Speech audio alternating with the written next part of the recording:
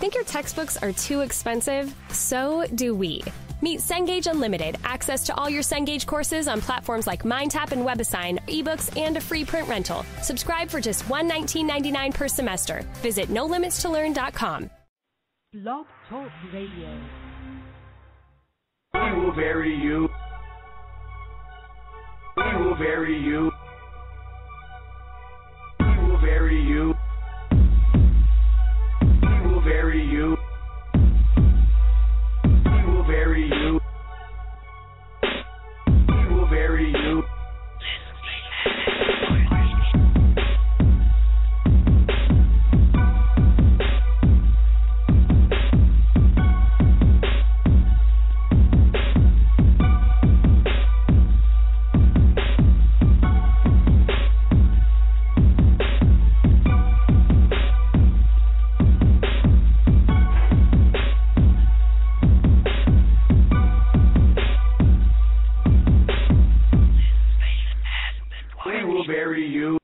Yes, it's your boy iDub once again with my partner MD with another edition of Quarantine Radio. As always, go check out the blogspot website, riseofagemini.blogspot.com. Got a couple new music videos up on there, local artists. And I forgot to put up the mixtape reviews that we did. Actually, we did. I think the last mixtape reviews we did was 2 weeks ago. I forgot to put those up there. I'm gonna put those up there and make sure y'all see what we rated them, and you can go up and if you agree with what we said, you can actually listen to the stream of the mixtape right on the page and download it if you want to add it to your collection. So one time I'm gonna make sure I get those up there this week, and we still working on our own personal website. So as soon as I get that done, we're gonna switch over from the Blogspot website and to our own personal website. So be on the lookout for that. But until then, go to riseofagemini.blogspot.com. Check out all the ads and everything. JimmyJazz.com, manalive.com, WWE, shop. You got Reeboks, Woolwear, all those. Every one of them, I got a discount code on there. So make sure you take advantage of the discount codes, get your gear and everything. And if you're not too into urban but a little bit of preppy, we also got the Perry Ellis website up there too. So I got a little bit of stuff for everybody. So go up there, check out the links, take advantage of the discount codes and everything. Other than that, we're still working on the mixtape right now. If I told y'all before, we got I made a beat. I got 6 rappers around the country on there. So, I'm emailing the beat out to everybody. We're going one by one and everything. So we're still waiting on a couple people to get their verses laid down and everything. Once those are laid down, I'm going to let y'all know exactly when we're going to set up the mixtape. Going to be a lot of artists that we have played on the show and everything. So as soon as that track is done, actually I got 3 tracks out there, 3 different tracks out there that I actually got. I forgot about the other 2 that I had gave to some people. So as soon as those tracks are laid down, I'm going to know exactly when we're going to put out the mixtape, let y'all know when that's going to drop and everything. But like I said, tonight we got on the show J Gunn. What's good? Yo, what up, world? It's your boy J Gunn, Bull City, North Carolina representative. Glad to be here, man. Thanks for having me, bro. No problem. To the people that don't know who you are, just give a brief summary of yourself. I am a North Carolina MC, a veteran in my region. Been doing hip-hop for about 15 years since I was a real small kid. Most recently signed to DuBose Music Group, which MC Light is the executive vice president of the company. So right now we're working on my debut project and traveling the country promoting the brand of DuBose Music as well as my own company, Red Eye Lifestyle, and really looking forward to being able to bring some soulful hip-hop to this game. Okay. We'll get more in depth into all of that, but I'm going to play 4 tracks right quick, and then we'll get into depth with J Gunn, his career. Yeah. Okay. So first track that I'm about to play is Priceless, who I'm actually trying to work on getting onto the show. She's a UK rapper, so I'm trying to get the time differences and everything, because she says she's ready to come on the show and everything. So as soon as we get that scheduled and everything, gonna get her on the show. But she's starting this thing called Freestyle Fridays, where she's actually, if you go up on there and actually check out her page on Facebook, you can actually suggest beats that she will freestyle over. So go to her website, look her up, Priceless, The Real Priceless. Look her up on Facebook. And this one here is the Stay Scheming Freestyle. This is Priceless with the Stay Scheming Freestyle.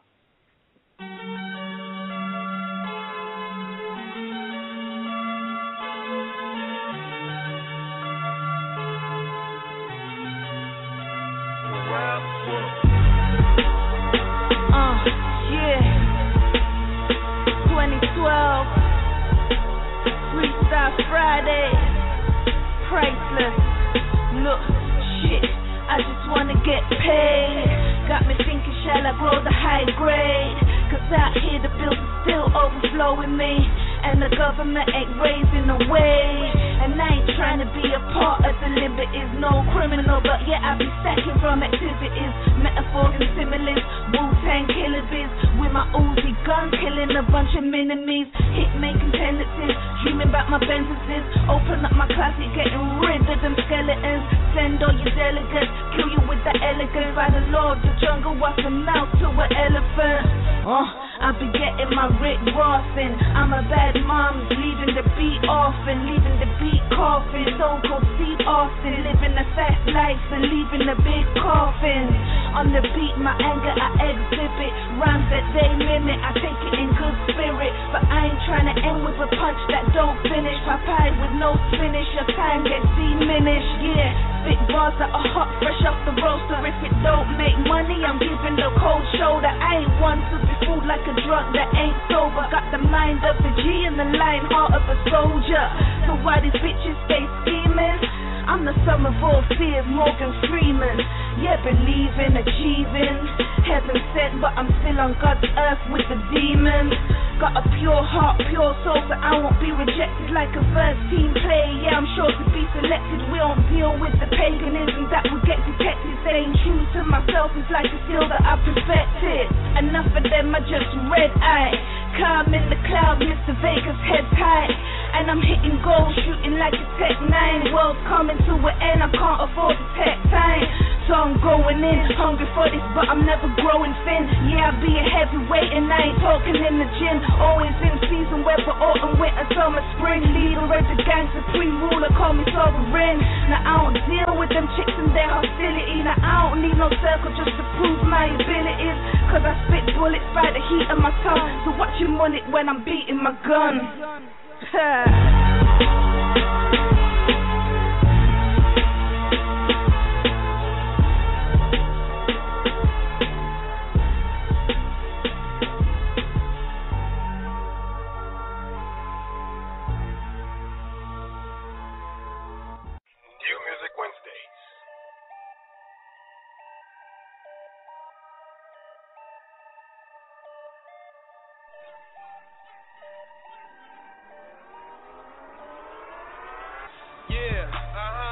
I keep it moving, moving. Yeah, you know I keep it moving. That's right. See the green light, man, a nigga gotta go and get that money. That money. Yeah, that money. Keep it moving. Yeah, I gotta go. Yeah, I got that green light, that money gotta go. The most that he geeked up and nerdy, always smoking that blueberry. Chopping on them sixes, came to the crib around 8:30. Then my buzz down, you heard me. Bet them hoes do you dirty. All they want is that cash flow. Fuck more rich dudes than J-Lo. Ratchet hoes, but they bad though. They game phenomenal tempo. Got a nigga bustin' like a pimple. All up in the homegirl's dimple. Damn, I make it sound so simple. I take your hoe and then let it go. Make the dough and then flip it, ho. Double up and then stack it, whoa. Stick and move, Pacquiao. Green light, G-O-M-O-B, ho. Niggas ain't sleeping on me, though. I stack my chips like Pringles. That's why I'm getting laid, Fritos. My favorite key, C-notes. Them big bills, no Uno. Yeah, you know I keep it moving. moving, moving, moving, moving. Yeah, you know I keep it moving. That's right. See the green light, man, a nigga gotta go and get that money. That money, money, money, money, money, money, money. That money, money, yeah, that money, money. Keep it moving, moving, moving, moving. Yeah, I gotta go. Yeah, I got that green light, that money gotta go. I keep a couple things when I'm riding. Keep a bad chick when I'm sliding. That gold chain to be shining. I'm supplying fire, you buying, burn them up, and at the same time doubling up, cause that's the life of a hustler. Never enough, you gotta keep on filling them up, cause that's the life of a vulture. And I see the villains with the venom trying to end them with the poison, they still not gonna stop him. Any opposition trying to stop my mission, hit him with precision, knock him out position. He might lose your vision, hear your bitches missing, and my wrist is glistening. Do you need to listen? Got too much pride, ain't surprised why you bitch ass lies, but we live in a 305. See, I ride around, I'm solo. They crazy over this polo. Bitches gon' stop, but my paper ain't, cause that shit always on go though. Go though, more dough than John Doe. Pillsbury, that dough boy. That boys in the hood, dough boy. You know I keep it moving, moving, moving, moving, moving, moving, moving, moving, moving. Yeah, you know I keep it moving. That's right. See the green light, man, a nigga gotta go and get that money. That money, money, money, money, money, money, money. That money, money, yeah, that money, money. Keep it moving, moving, moving, moving. Yeah, I gotta go. Yeah, I got that green light, that money gotta go. Let go. This one goes out to all the college towns. We are young and ambitious, ready to take on the world. I know. Well, I got a little motivation for you people. UCF stand up. In case you ever heard, I go by the name of Best Believe, a.k.a. Mr. Black and Gold himself. And I'm representing for the city of Orlando. Hey, say where am I going tonight, say? We too deep off in this, 60,000 strong to be exact. And we ain't going nowhere, so get used to that black and gold flashing everywhere. This is history in the making. We blatantly chasing victory, marching in harmony like we orchestrated a symphony filled with scholars and athletes, all united as knights, declaring our independence, abusing our student rights, partying bulls, but grind when it's necessary, constructing pastimes, nothing short of legendary. Welcome to flight class where memories are elevated, raised above the hate until successfulness is celebrated. Striving to be the best, soak up the motivation, diving off the deep end in the ocean of cultivation, coasting on pessimists, cause we ain't in the same boat. The milestones that we achieve make non-believers gain hope. Anything is possible, philosophically speaking, overcoming the obstacles. My confidence is reaching the top of its pinnacle, so my limits are minimal, cause I've been praying for this moment since I was in middle school. 407 in this, 407 in this, 407 in this, and I put on for my city, I put on for my city, I put on for my city. What they call me? Mr. Black and Gold, cruising through my city in a polo with my khakis low. Doing big things, entertainment, we wow. Hey, we beat to a different drum and stand for a greater cause. The key to being perfect, learning to embrace your flaws. We pray to gods we ain't never met, regardless if the Lord is real or not. I still consider time as heaven sent. Breathing in the present tense, I'm grateful for the blessing. When I'm losing sight of decency, my faith is my direction. Cause life is what you make it, despite the evil it throws you. A man creates his character by the that he goes through. There's two ways to handle stress, either deal with it head first or out and ignore the issue till it gets worse. Attitudes would separate the winners from the cowards. If you sleep on the moment, then your minutes turn to hours. Days become years and friends forming as strangers. Them dreams you once had no longer come with a chaser. Reality's hard to swallow, but never take it for granted. Every person serves a purpose before they depart this planet. UCF stands up. Matter of fact, I'm gonna open up this track to the whole community. Shout out to the whole West Side. Shout out to Valencia Community College. Shout out to Rollins College. Shout out to Full Sail. You know I see y'all. For real, I'm just trying to show the world that Orlando, Florida has a lot more to stand for than just Disney World. Yeah.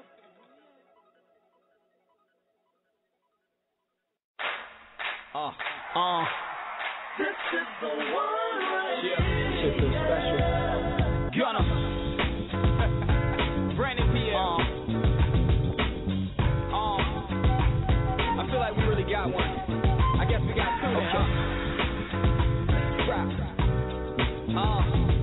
Look, Red Eye Lifestyle.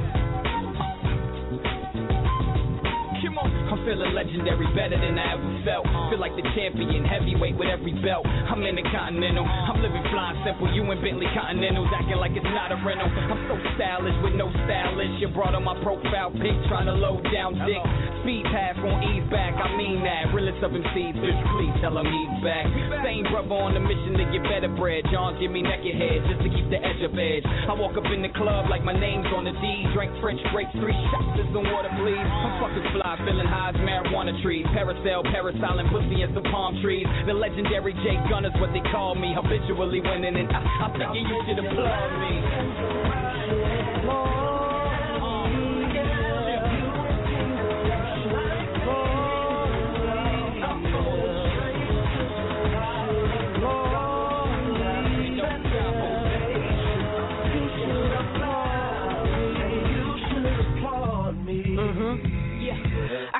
So hard, I got blood up on my knife. I don't give a shit though, who don't really like me? Haters try to ruin what they see and what I might be. Though I am the light, I'm not to be taken lightly.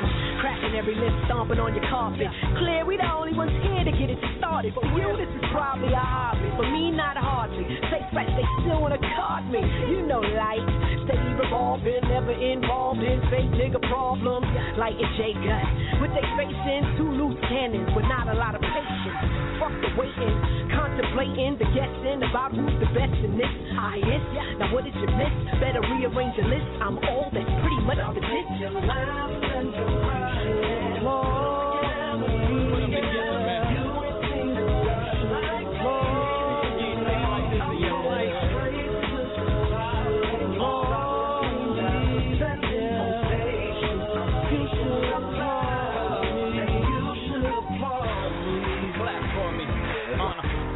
And I am Carolina's best. If you feel disrespected and put me to the test, yes, that's right. And we still up in this bitch. Dig up in your jig, now you know what her appendix is.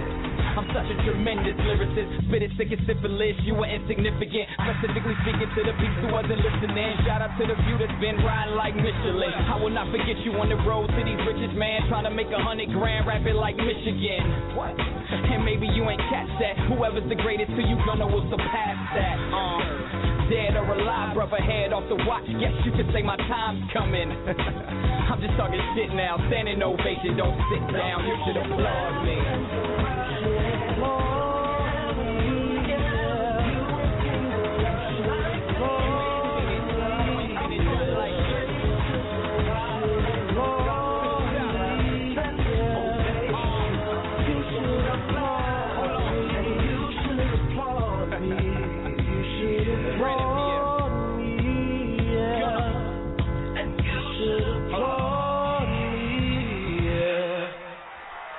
Should applaud me, yeah.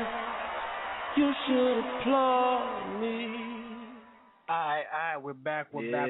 Like I said, first track was Priceless out of the UK with a Freestyle Friday, Still Scheming. Second track was Perp J Fox, Keep It Moving, featuring Little Lee.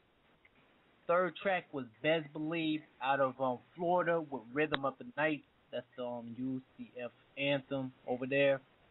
And fourth track was J Gunn, our guest tonight, featuring the legendary MC Light and Brandon Perry. I'm gonna touch on that MC Light thing further down in the interview. Don't want to get ahead of myself. But the first thing I wanted to touch on is, like, when I read your bio, I saw that you actually sing also. What was the choice between actually continuing a singing career and transferring over to hip hop?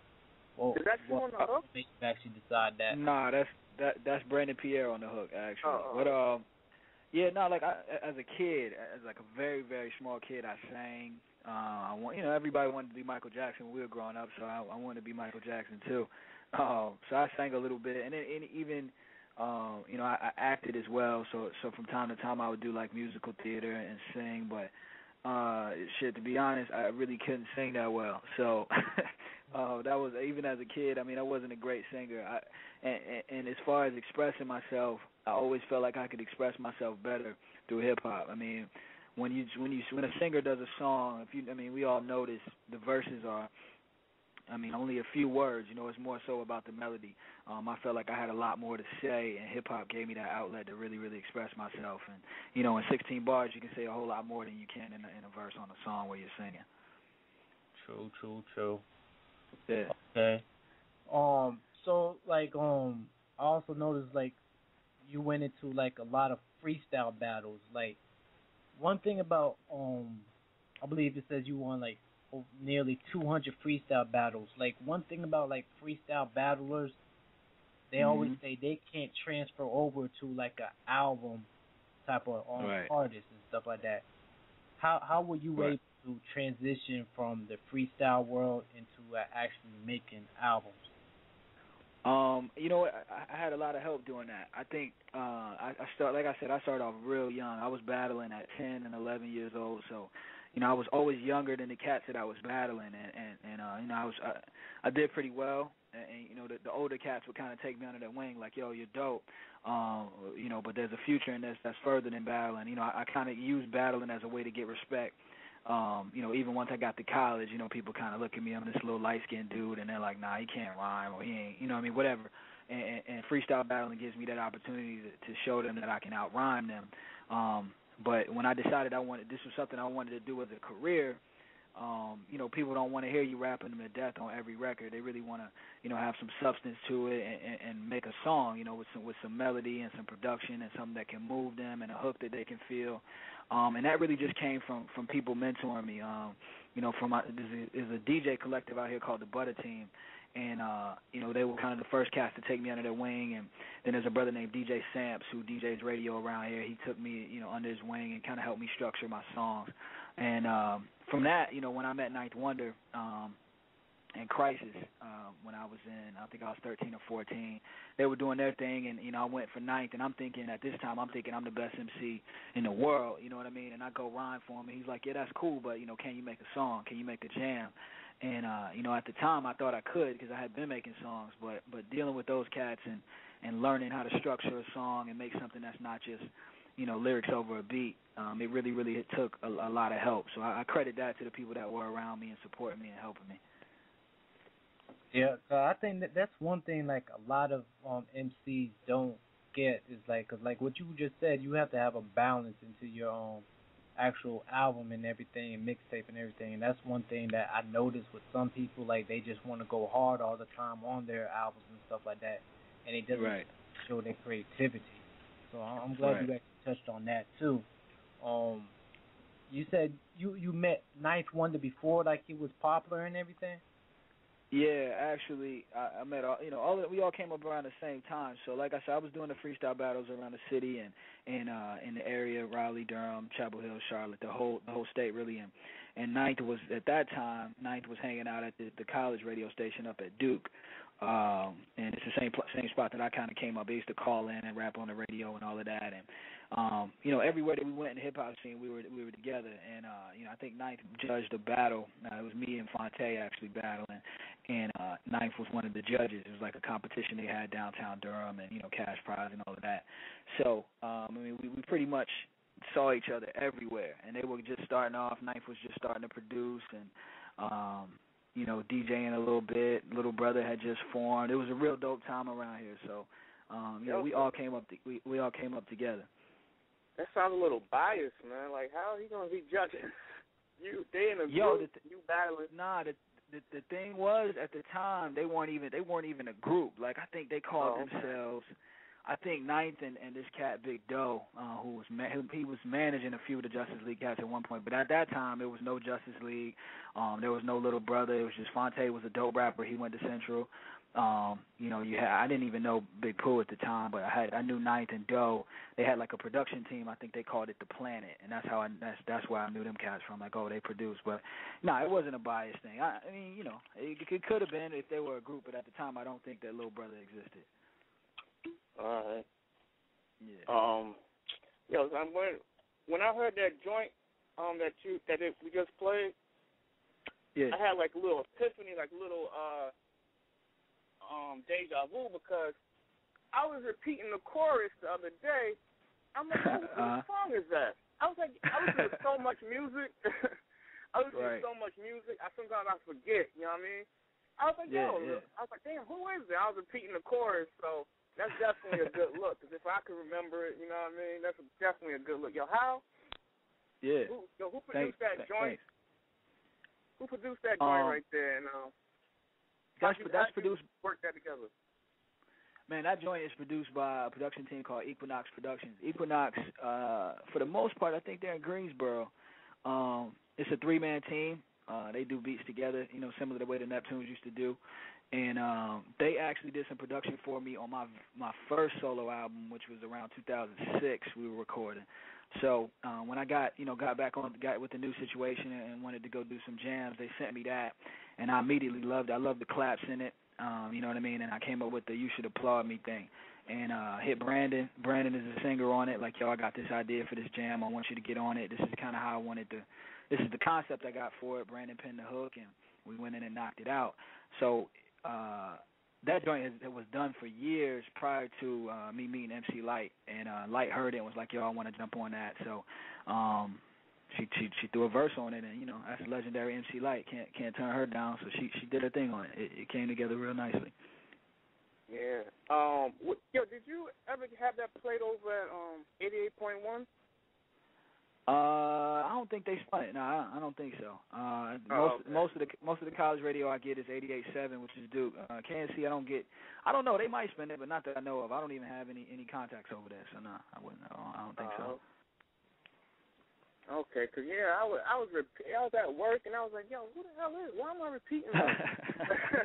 Yeah, they might have ran it though. I mean, you never know. They may have it. They may have it. I mean, it's been online for a long time, so they might have spun it. Oh, you know what? I think Nancy O might have. Yeah, Nancy O played it. She has a show on 88.1. So yeah, she did spin that. Yeah, cause I must have heard it a couple of times, man, for me to repeating it. But yeah, no doubt. I'm glad it worked out. It looked like the hook worked. Yeah, no doubt. Yeah, yo, who's some of your influences, man? As far as, I know you said Michael. Of course, Michael Jackson. Everybody, like you said, everybody wanted to be Michael Jackson. Right. But as far as hip hop wise, man, who were some of your earlier influences, man, that you grew up on and who you appreciate and all that? My big brother at the time was probably my biggest influence. He rhymed when I was a kid, and I followed in his footsteps kind of, but the people that he listened to were probably my biggest influences on a big scale. So that would be Nas. My brother was real heavy on Nas around It Was Written in Illmatic. Raekwon, we used to ride around listening to the Purple Tape all the time, so I'm sure that influenced me some way. Reasonable Doubt by Jay. I scratched up like 3 of my brother's CDs, so those cats. Wu-Tang when I was in middle school, just with the heavy lyricism and the wordplay and including some type of knowledge and substance in the music was something that I got from them. Outkast was heavy, like 94, 95. Outkast was real heavy in my head when I started rhyming, so I'll probably give that's a pretty solid list of who really influenced me. Yeah, that's a good list. Those are all my favorites, especially Wu-Tang, Nas. You know what I mean? You know what I mean? I don't know how old you are, but I grew up in the '90s, so. Okay. Yeah.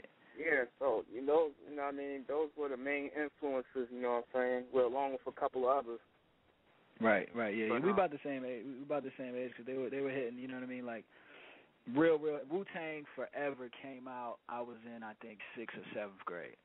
So that's Wu-Tang Forever. The double disc they had, and I was bugging out trying to get wallabies from everywhere, and I was drawn. I was the cat that, I don't know if y'all did it at your school, but we used to write the Wu-Tang symbols on the walls in the bathroom, and man, I was heavy Wu-Tang, man.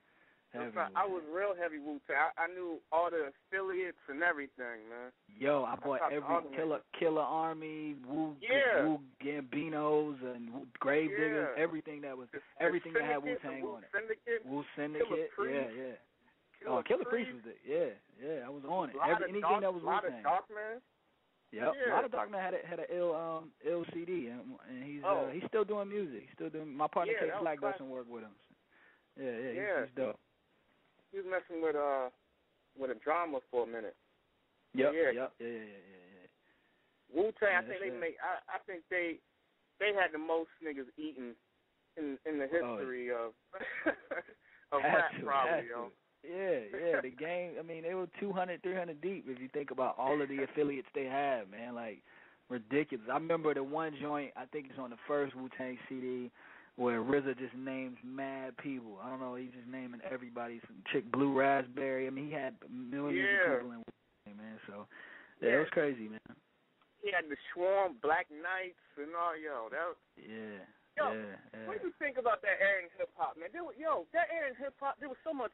they had the commercial stuff. They had the underground. The underground stuff was going gold. Like, it was a crazy era, nuts. Man. It was dope, man. Like you said, people could eat and make the music they wanted to make. Like you said, cats were selling 500,000 and really being underground with no radio support. So it was dope. That's the era that I hoped to land into the game. Even when I was a kid, I was like, man, it'd be great to be able to, just do the type of jams that I want to do and still have a fan base of people supporting me. But I mean, the game has changed so much, man, where you got to really get in and really break into radio or visual as far as virals on the internet to really move units. And then even then, you may not. I mean, cats like the most commercial cats, Wiz Khalifa and all them ain't even really selling like that. So. That era, we'll probably never get that back, man. It was truly a great time in hip hop. Yo, so how do you balance, man, from trying to, because you want to you want to have commercial success, and you still want to keep your lyricism. You know what I mean? You don't want to really dumb it down. How do you balance being an artist, man? Because that's the problem I would have with being an artist, man. Like, right. I mean, I'm sure every other artist has that problem. They might want to do something in a record label or whatever the case, tells them something else or whatever. You want to make a hit. You might not even like the song, but you like, yo, it might be a hit. How you deal with them type of situations, man? Man, it's a struggle, bro. I mean, I would be lying if I said it wasn't a struggle, man. It's a struggle even within my team. Me wanting to do as an artist, wanting to step out and do things and rhyme about something, or make sure that my bars are intact, and you got people around you saying, I don't care about the verse, just ride the beat and give us a dope hook. You know what I mean? It's tough. It's tough. But honestly, bro, I just have faith. I believe, and maybe I'm foolish, but I truly believe that there's a market for lyricism, man. I truly believe that if there's a whole lot of people in the world just like me who value what the artist is saying and who grew up at the same time that I grew up listening to Nas and listening to Wu-Tang. And all we're doing now is I feel like we're forced to we're listening to what's out there and we're picking our favorites based upon what is available. But nobody's really marketing their music towards us. So, I mean, I go back and forth with my team about this all the time, but I truly believe that there's a market for what I do. And, that helps me. Every time I write a jam, I know exactly who I'm writing for, man. I'm writing for people who wait for that verse to come on. I remember listening to joints, man, and I would wait for the third verse because I knew that somebody was going to really go in on their third verse. And I truly believe there's a market for that, man. And it's coming back, man, with the internet and people being able to get music for free. It's a lot more competitive now, man. I think the further we get into this whole digital thing and as the game continues to evolve, I truly believe that people are going to get – there's always going to be a market for nonsense. You know what I mean? There's always going to be a Soulja Boy market. There's always going to be just fun, just silly records. People are always going to want those. But then again, there's people 23, 25 years old that still want to go out and buy records, but there's nothing for them, so they just settle for it. They say, oh, this kid is all right. He's rapping a little bit. You know what I mean? But if we keep killing them, I truly believe, man, if I keep killing it and putting my heart into my music, there's millions of people that can appreciate that. No doubt. Question real quick. You now that you have mentioned that, do you think artists like Wale and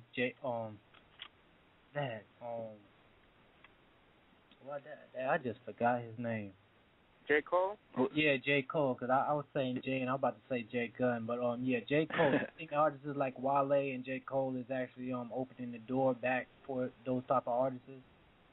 Yeah, I do. I think the fact that Cole and Wale did numbers out the gate, the fact Cole did 200 and some change, Wale did like 160 in their first week, I think that helps. I think that's proven my theory that there's people out there that if you market it to them and if you give them something with substance, they'll go out and support it. It's almost like anything right now that comes out that's kind of that you can tell it needs support. Like I think that's the dope thing about Cole and Wale's movement is they were very open about the fact, yo man, I'm doing something different. I'm giving y'all some substance, but I need your support. You know what I mean? They went out. That was their campaign. Yo, I really need y'all to get behind this and support it. And they rallied their troops and people really showed up and bought the record. So. Yeah, I think they definitely opened the door, man, and I love both of their albums. I think Wale's album was one of my favorites from last year. I really like what he did, and he challenges me even with some of the lines and the wordplay that he comes up with. I think he's underrated for sure. Yeah, because I actually mentioned this a couple times. Cause like the first time I actually seen you perform was in North Carolina with Eclipse, and Wale was there too. Like, did you get to chop it up with him then?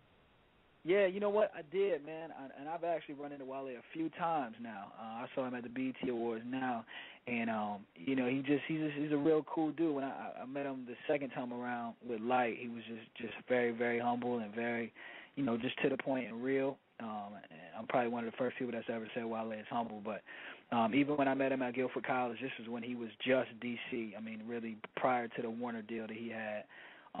He was cool, man. Like, we chopped it up for maybe 5 minutes or so, introduced myself, let him know I appreciated his music, and that was it. But he seems like a cool brother to me, real talented. Yeah, like y'all was saying, man, lyrics, it could sell, man. It has a following because I remember back when Lupe, that last album he dropped, it went number one on the charts. Killed it, yeah. And you know what I mean? He was having a lot of difficulties with his record label and all that. And it seemed like he didn't want to even put out the joint. There was some joints that he didn't say, like, you know what I mean, he had to do because, the record label and all that. But right. They had a little movement where, you know what I mean, the people outside the record label, like, saying, yo, put out his music. And it went number one. And when I seen that, I was like, yo, I mean, there's a market, man, for lyricism, man. Yeah, it's millions of people out here, man. Millions of people out here that care and want to hear people rap and can appreciate it. Yeah, the beat, the production has to be dope. I mean, the music has to move people. The melodies have to be on point. But people want something that they can take and listen to and be like, wow, did you hear what he said? And rewind it and go up on their Twitter page and quote it and Facebook quote it. And lyrics matter, man, and the industry has to catch up to that. And I think instead of waiting for instead of us running around, trying to follow the industry's going to have to catch up to us because lyricism is not going anywhere. You know what I mean? Yeah, exactly, man. And plus, these young cats, man, I be catching them like on YouTube commenting when I'm listening to like my old school joints. I'm calling them old school. Like my 90s joints, and I'm going back and I'm finding crap that I used to listen to. You know what I mean? I be finding comments, and they be like, yo, I'm 18, man, I can't mess with this other shit, yo. 90s was the era. I'm like, yo, there's a market for, you know what I mean, for lyrics and all that. Right. It's unfortunate, man, that a lot of the record companies think that people are idiots, man, and it's not true. There's a lot of intelligent people out there and a lot of people that like lyrics, man, and we're proving it, man. Like you said, Wale and Cole did very, very well. Lupe is moving units and selling out tours. And people, lyricism is here, man. It's here. Contrary to popular belief, it's still here. Yeah, you need people, man, that's in these record labels, man, because, you know what I mean, the people that own these record labels don't look like us. They don't have our interest in mind or anything like that. That's why, like, Ross, when he came out, yo, he put out Wale and I mean, he came and got some dudes, man, that were on the market for a while and got them, and it was nice, and he put them out. That's what we need. Right. That's what we need more of, man. Right. When he first signed Wale and everything, I didn't think that was going to be a good match, but it turned out that Wale was able to balance Rick Ross's style with his style, and it actually worked out to his benefit. Because, like, at first, like, when I heard that he was signed to Maybach Music, I actually sat there and was like, man, that's not going to be a good move for him. But he made it work for him. Yeah, he killed it, man. He killed it, most definitely. I think, I'm fortunate in my situation with Dubois Music, with Light, and Light is a legend, and Light always has been heavy as far as listening to lyricism and caring about what you're saying and just being a spitter. She comes from that era that we came up in, you know what I mean? And in the 90s, she was getting, going real heavy with it. She understands the business of it as far as making money and selling records, but lyricism is important. And James DuBose was the president of the company as well. He's heavy as far as, telling your story and being true to yourself. So there are record labels out there that care, and like you said, Ross with Maybach and Kanye over at Good. I mean, there's people that are changing this game and keeping it moving forward. So it's not all hope isn't lost. You know what I mean? Now that you mentioned Common, I want to get your perspective on that little beef and everything. What do you think about the Drake and Common beef right now? Man, I just think it's hip hop, man. I think Common comes from that era too. Common has always been one of my favorites, and it's hip hop. He made the record sweet. He wasn't really talking about Drake. Maybe Drake was in the back of his mind when he was saying, about the singing and all of that. But I don't think it was a diss at all. But when he felt like Drake fit it, he felt like Drake felt like it was about him. He said, if the shoe fits, then let's get it in. And I think that's hip hop. That's always been Common. He did that with Ice Cube back in the day. It's just like, if you want to get in the ring and you want to throw some bars, we can do that. It's no real beef as far as it ain't about the streets. It ain't about killing anybody. It's just hip hop. So I think it was hip hop. I just hate, man, the thing that frustrates me is when cats have to go and apologize, right? So you say this about me and I have to go back and apologize. To me, it's like, we rappers, man, we're competitive. It's a competitive sport. If Drake felt some type of way and he wanted to jump in and say something about Common, then cool. It's hip hop, and Common comes back. It shouldn't be no love lost at the end of the day. It's not. It's just sport. It's just like if Mayweather was getting ready to fight Pacquiao, he can talk all the trash up until the fight. When the fight's over, whoever wins, they walk away, and there's no beef. Yeah, and they actually, you see Mayweather, he talks all that shit. So after the match is over, he goes and he hugs the dude, and at the press conference, he even puts the dude up like he was a good champion and all that. But right, exactly. It's a sport, man. It's a sport. That goes back to a famous lyric that Common once said that I think, man, people are so misusing and overusing nowadays, man. I know it's the case sometimes, but he said in a lyric one time, if I don't like it, I don't like it. That don't mean I'm hating. Yeah. That's one of my favorite lines. Exactly. Like, that's a lot of people. See, we get a lot of music up here, man, and a lot of people music sucks, yo. So I'm not gonna I'm not gonna sit here. I'm not gonna sit here and tell them I like the music and all this stuff. Mm-hmm. I'm gonna tell you how it is, man. Just because I don't like it, that don't mean I'm hating. Yo, he hating. Right. Yeah, Everybody wants to have haters, man, and everybody's not gonna like the music that you make. It could be quality to you, but if it's not dope, it's not dope. Everyone's entitled to their own opinion. I agree with you, man. I was just saying that the other day. We're becoming the type of society where you can never say anything negative about anything, because if you do, somebody say you're a hater. Exactly. That's what Common's gonna get. He's like, oh, he's hating. He's old. He's hating. Right. I sold $2 million. I sold $1 million. So whatever. Yo, these new cats. Yo, they're so scared to engage, man. They're so scared to engage in them. They're always running from battles. Lil Wayne is always running from battles. He wants to say slick stuff and say he's the best. Drake, he wants to say he's the best in his lyrics. If you gonna say you the best, if somebody come and test you, what's up? And then then you wanna say, oh, we not competing, we making money. Well, stop saying you the best on records and boasting and bragging. When somebody comes to you, like, yo, when you playing ball, and somebody's like, yo, I'm the nicest ball player. Somebody's like, yo, I'm iller than that dude. I could beat him. Right. That's the same thing with rapping. It's competitive in some aspects. So if you want to claim that spot, be prepared to defend it. And that's true. Yeah, and when you get on top is when you really got to be ready. You know what I mean? You got to be ready at all times. I agree with you, bro. I think that's the spirit of hip hop, man. I come from that though. I come from battling, so I'm always ready to defend my crown if I need to. And I think cats at the top of the game should feel that way too.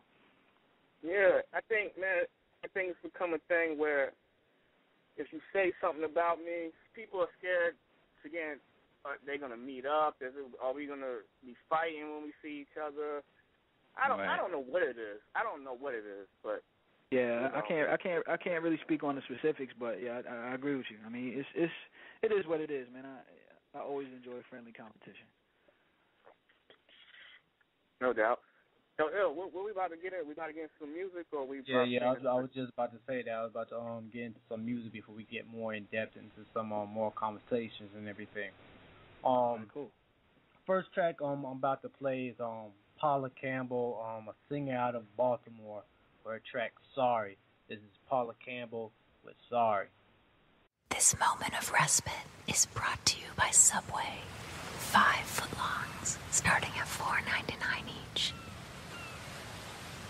$4.99. $4.99. 5 footlongs, starting at $4.99 each. Goodbye. Limited time to participating shops. Prices vary and are higher in Alaska and Hawaii. Extras additional plus tax. No additional discounts or coupons applied. Hey, this is Paula. Leave a message and I'll call you back. Paula, look, I know I messed up, but I changed. See, I can't imagine you with anybody else. Baby, call me back. I'm sorry.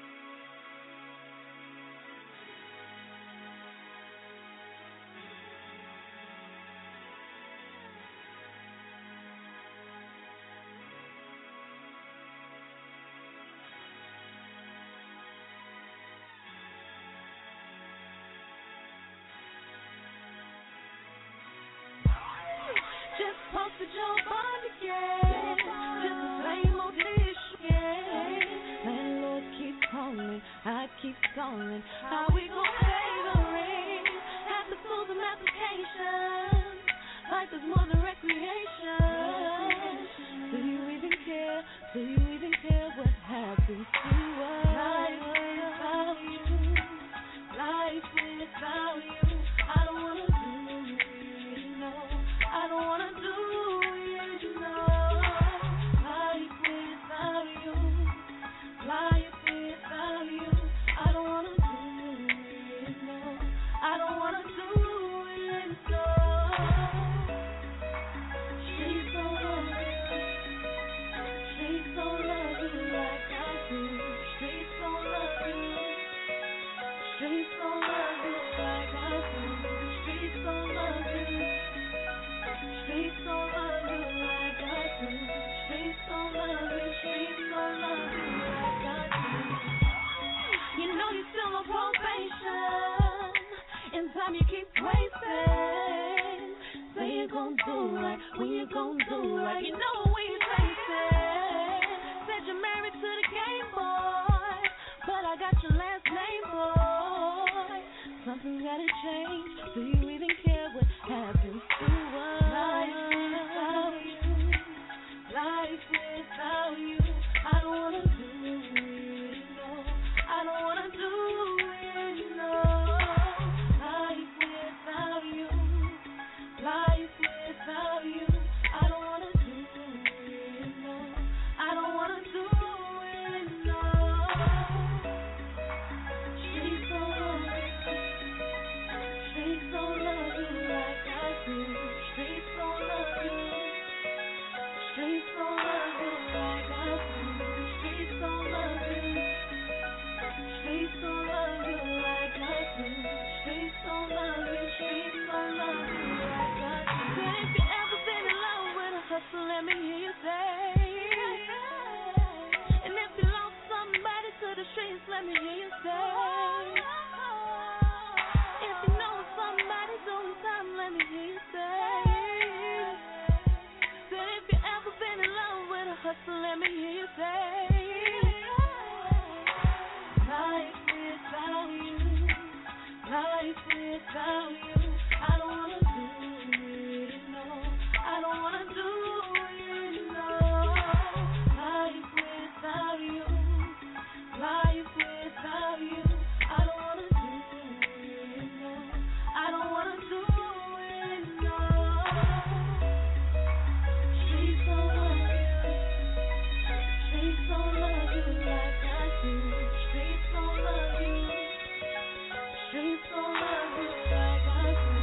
She's so lovely. She's so lovely like I do. She's so lovely. She's so lovely like I do.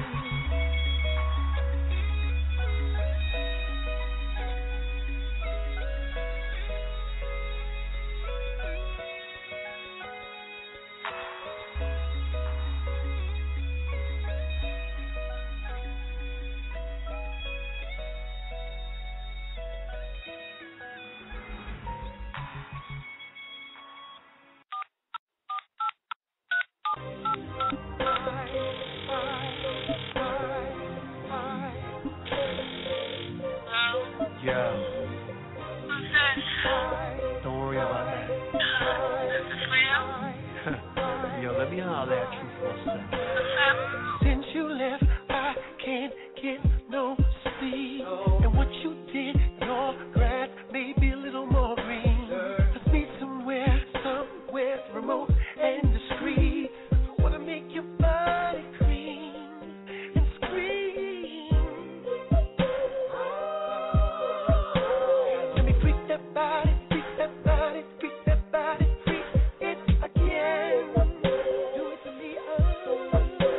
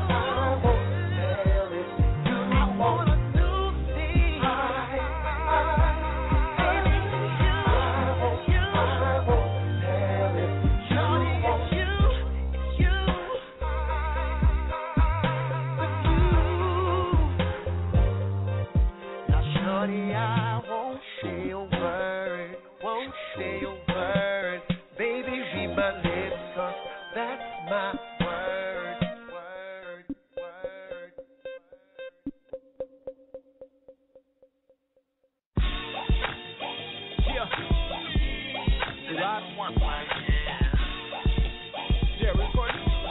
Yeah. Yeah. Gunner. Brandon Pierre. Look. Come on. Sun shining while I'm driving on a Friday. Thanking God he let me live another 5 days. Park the car in the garage, no driveways. High rise life, elevator to the sky, please. Walk in the door, crib smelling like a winner. Gotta be my shorty in the kitchen cooking dinner. Hair in the bun, pearl studs in the hair. She said, babe, I made your day. No, you make my year. Yeah, put my hands on her brassiere. Softly grab her chin and kiss her right below her ear. She poured a glass of wine, lifted her up on the chair. She said, babe, I made dinner. Said, I'd rather eat here. Know it's the weekend and we be going out. Standing on the tables, popping bottles, showing out. But as of late, it's just my lady I've been missing. I'm thinking we should try something different. Come on. Change it up. Come on.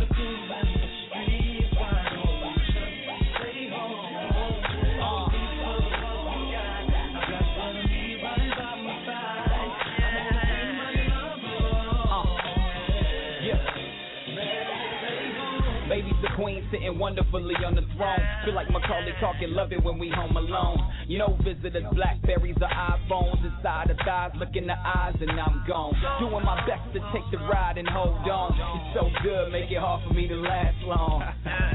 But she just smiled at me, take a breather, rub her back, and then we right back at it. The sex is special, but with me and you it's more than that. We red box it, call Papa John's, order snacks. Just relax, grab the Ciroc and pour a glass. Love the celebrity and passion is our autograph. Life's the problem, but me and you is awesome math. The party life calling, tell them we'll call them back. Not being soft, but I miss you when you gone. And the club is overrated, baby, let's stay home. Oh no. Let's play right here. By my side.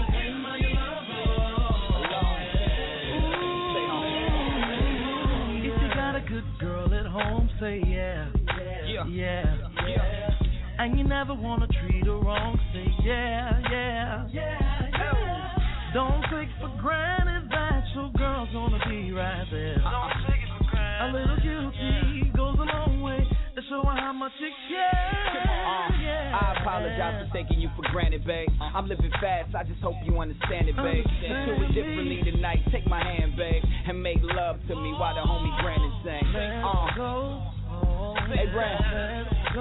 DJs ain't gonna like this right here. DJs, I'm sorry. Telling everybody stay home. Enough the money, baby. That's cool.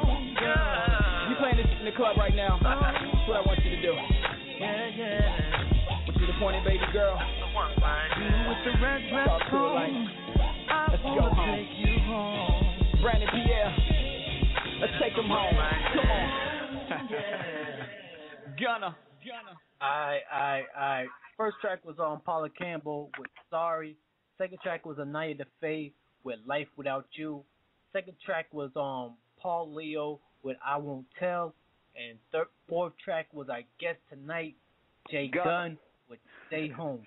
One of the things I like about you is that I don't like to use the word swag, but your charisma and everything matches your chemistry on the tracks and everything. Like, word, appreciate that. How do you sync all that together? Because like there's a lot of artists that don't know how to balance the confidence. They're overconfident and stuff like that. They don't balance it to their actual craft and everything. Man, I honestly think that that just comes from experience with me, man.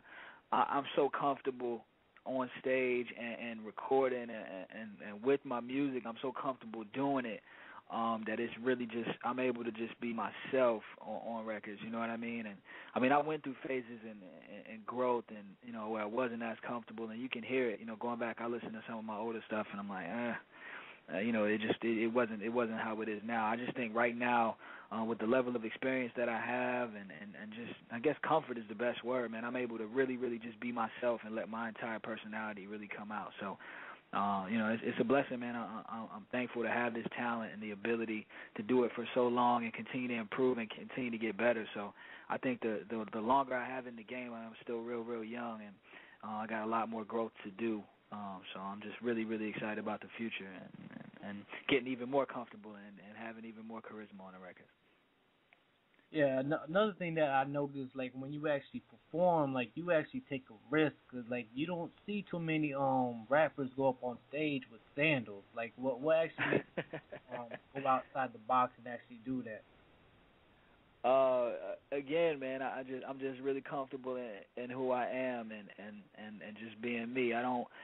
And I again, like with the new record label situation and the team that's around me, and this whole process has been a struggle getting them to see some of the things that I do, because they feel the same way that you do from time to time about some of the style choices that I might make. But people who know me know that the things that I wear on stage is something that I would wear on a regular day. So I really want, as this thing continues to grow, I want people to know me. I want people to buy a J Gunn album and be like, yo, I know this dude. I listen to his record. I know where he comes from. And then come to a show and say, okay, that's the type of shit that, type of clothes he likes to rock, the things he likes to wear. So I'm just real comfortable, man. I'm just real comfortable in being who I am. You know what I mean? And I think that's why I can, wear whatever I feel like wearing on stage. I really want it to be a representation of who Joshua Gunn really is. Okay. Because you just brought up a good point, which I didn't think about. Like, how is the difference of like going into these meetings and try to sell yourself on who you are originally to what they want to mold you in? Like, that's something that MD had had mentioned about how Lupe was try to fight for his rights and everything and try to keep his image. Like, how is that actually going into these meetings and try to sell yourself and saying that you will be able to sell yourself as your original and not what they trying to mold you into? Yeah, it's difficult at times, man. I think it's really all about being aligned with people who believe in you. And the good thing about my situation with Light and Duo's music is, they came to get me. I didn't approach them. You know what I mean? So they looked and they saw what I was already doing, and they bought into the product that I was already presenting. Like the Earl Manigault project is something that me and my partner Rashad did on our own with our company, Red Eye Lifestyle. So that project was already in the bag when I met Light, and so they saw me for who I was. So it wasn't a situation where I had to sell anything. It was more or less them saying, we like what you're doing, we like the vision, we like we like the music. There's some things that we could do to enhance it. We really want to develop a family and a movement behind you, and that's what we've been doing right now. So it was tough in the past. People said I was too college. You know what I mean? I remember that. I remember hearing that from record labels when, even before I was in college, I was with Terminator X was my manager, and he shot me to a bunch of labels. They're like, he's too collegiate. He's not street enough. He's not, nobody believes him. He's not tough enough. He's not all of these things, and that was a struggle coming up. But the great thing about hip hop now is it's not. I think in the '90s, as great as it was a lot of people who were characters, right? So you had the thug rapper, you had the smart rapper, you had the drug dealer rapper, you had people that felt like they had to play only one lane. But luckily, I think we've got a real honest game because of Twitter and how open people's lives are because of reality shows and whatever.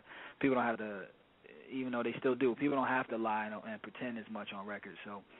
I'm in a good space with the company, and fortunately, I can really be myself and make the music that I want to make.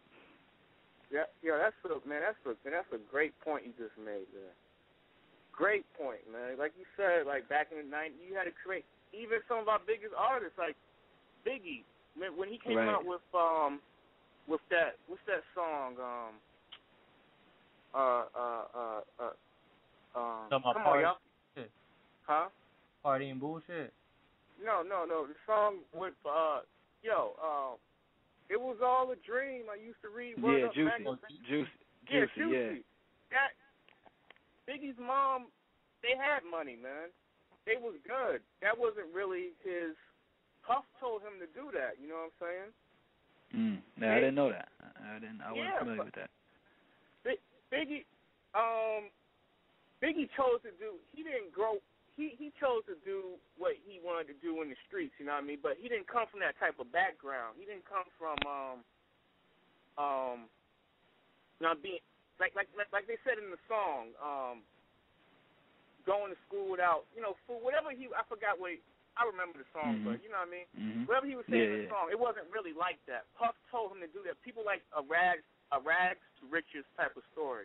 Even though he was a street dude because he went out and did his own thing, but that wasn't really in the household how he grew up, you know what I mean, poor and shit, because he grew up in a nice, not a nice part, like a block down was, you know what I mean, the hood. I'm from Brooklyn, you know what I mean, so like a block down from the street could be the hood, you know what I mean, like any other place. Yeah, right. But he didn't grow up poor, you know what I mean? Right.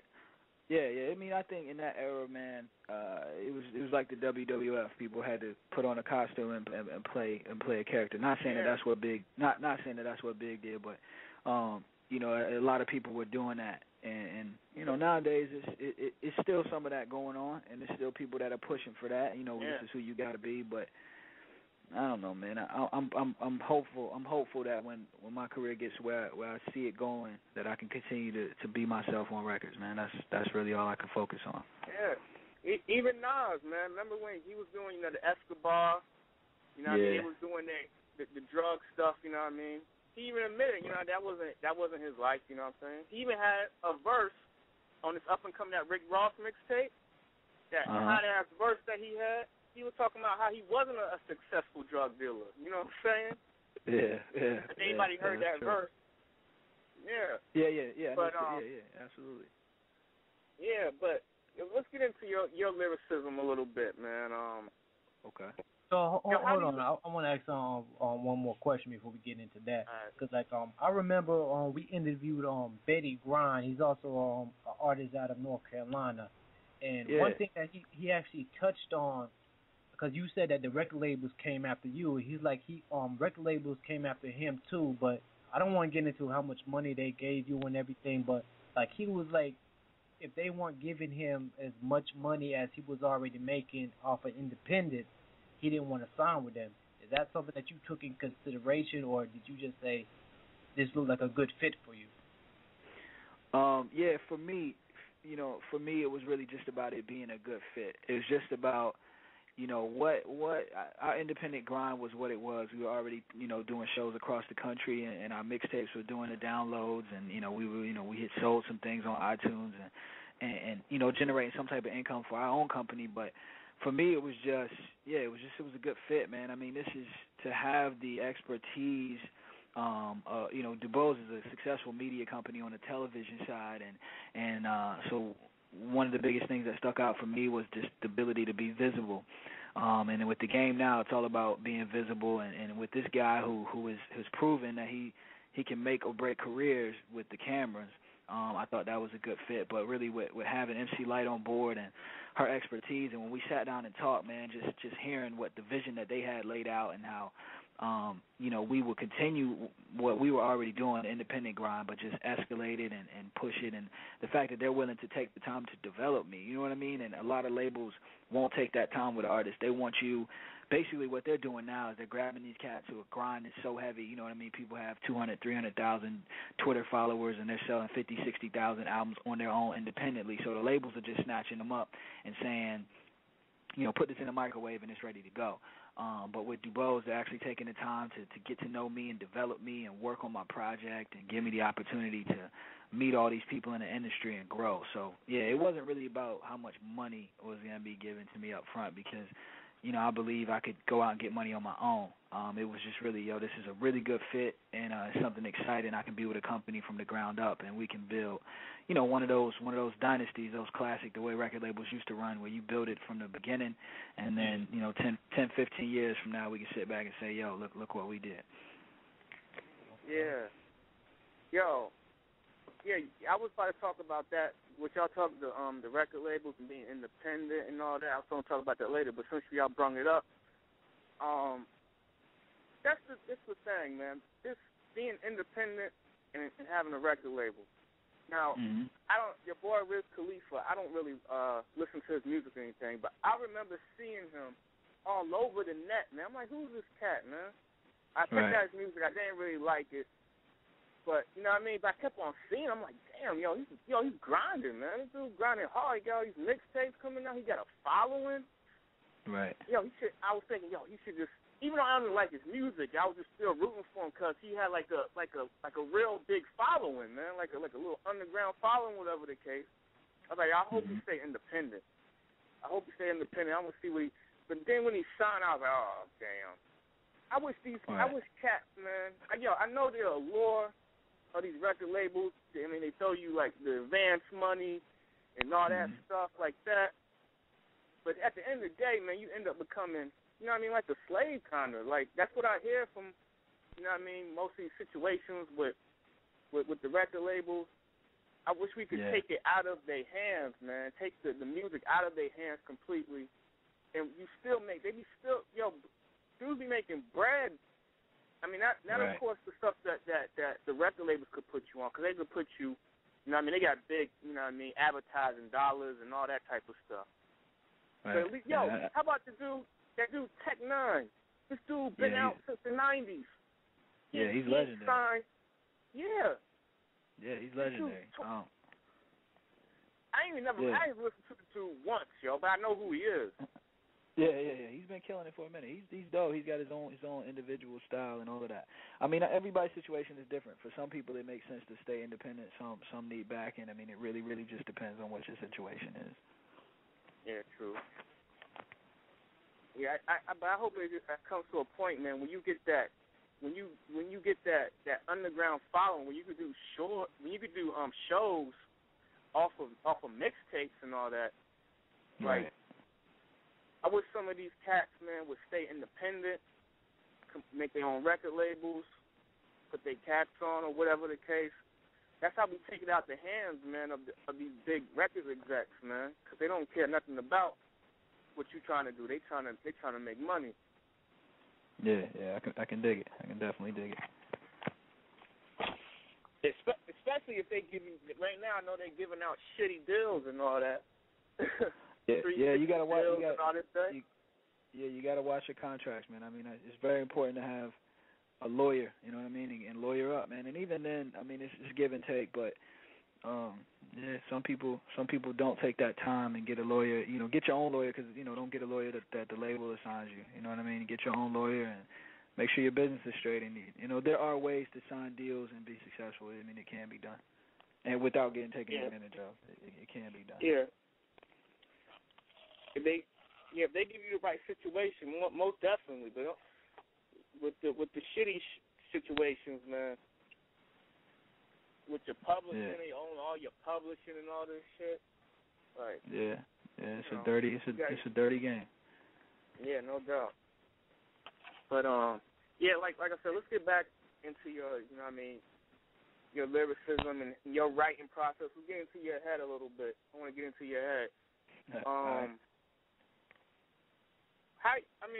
What's your writing process, man? How do you got your book of rhymes like Nas, you know what I'm saying? Do you go in the studio and hear the beat and then write to it? Do you got a couple of beats for a minute? You might have it for like a week, and you pick some joints out, and you might stick with a beat for like a week and write the lyrics down. And where's your inspiration for the lyrics come from? Man, I say ever since I really decided that, made that transition from being a battle rapper, and when I was really heavy into just battling, I would just keep writing. Like, I'd be in school and write little punchlines down and be ready for the battles and, whatever. Just had the illest verse to spit at lunchtime. But when I really started writing songs, man, I always write to the music, and I always try to have a conversation with the producer, and if I can, I like to be there when he's making a beat. If we can be in there and collab together, I think that's when some of my best music is written. But I always write to the music.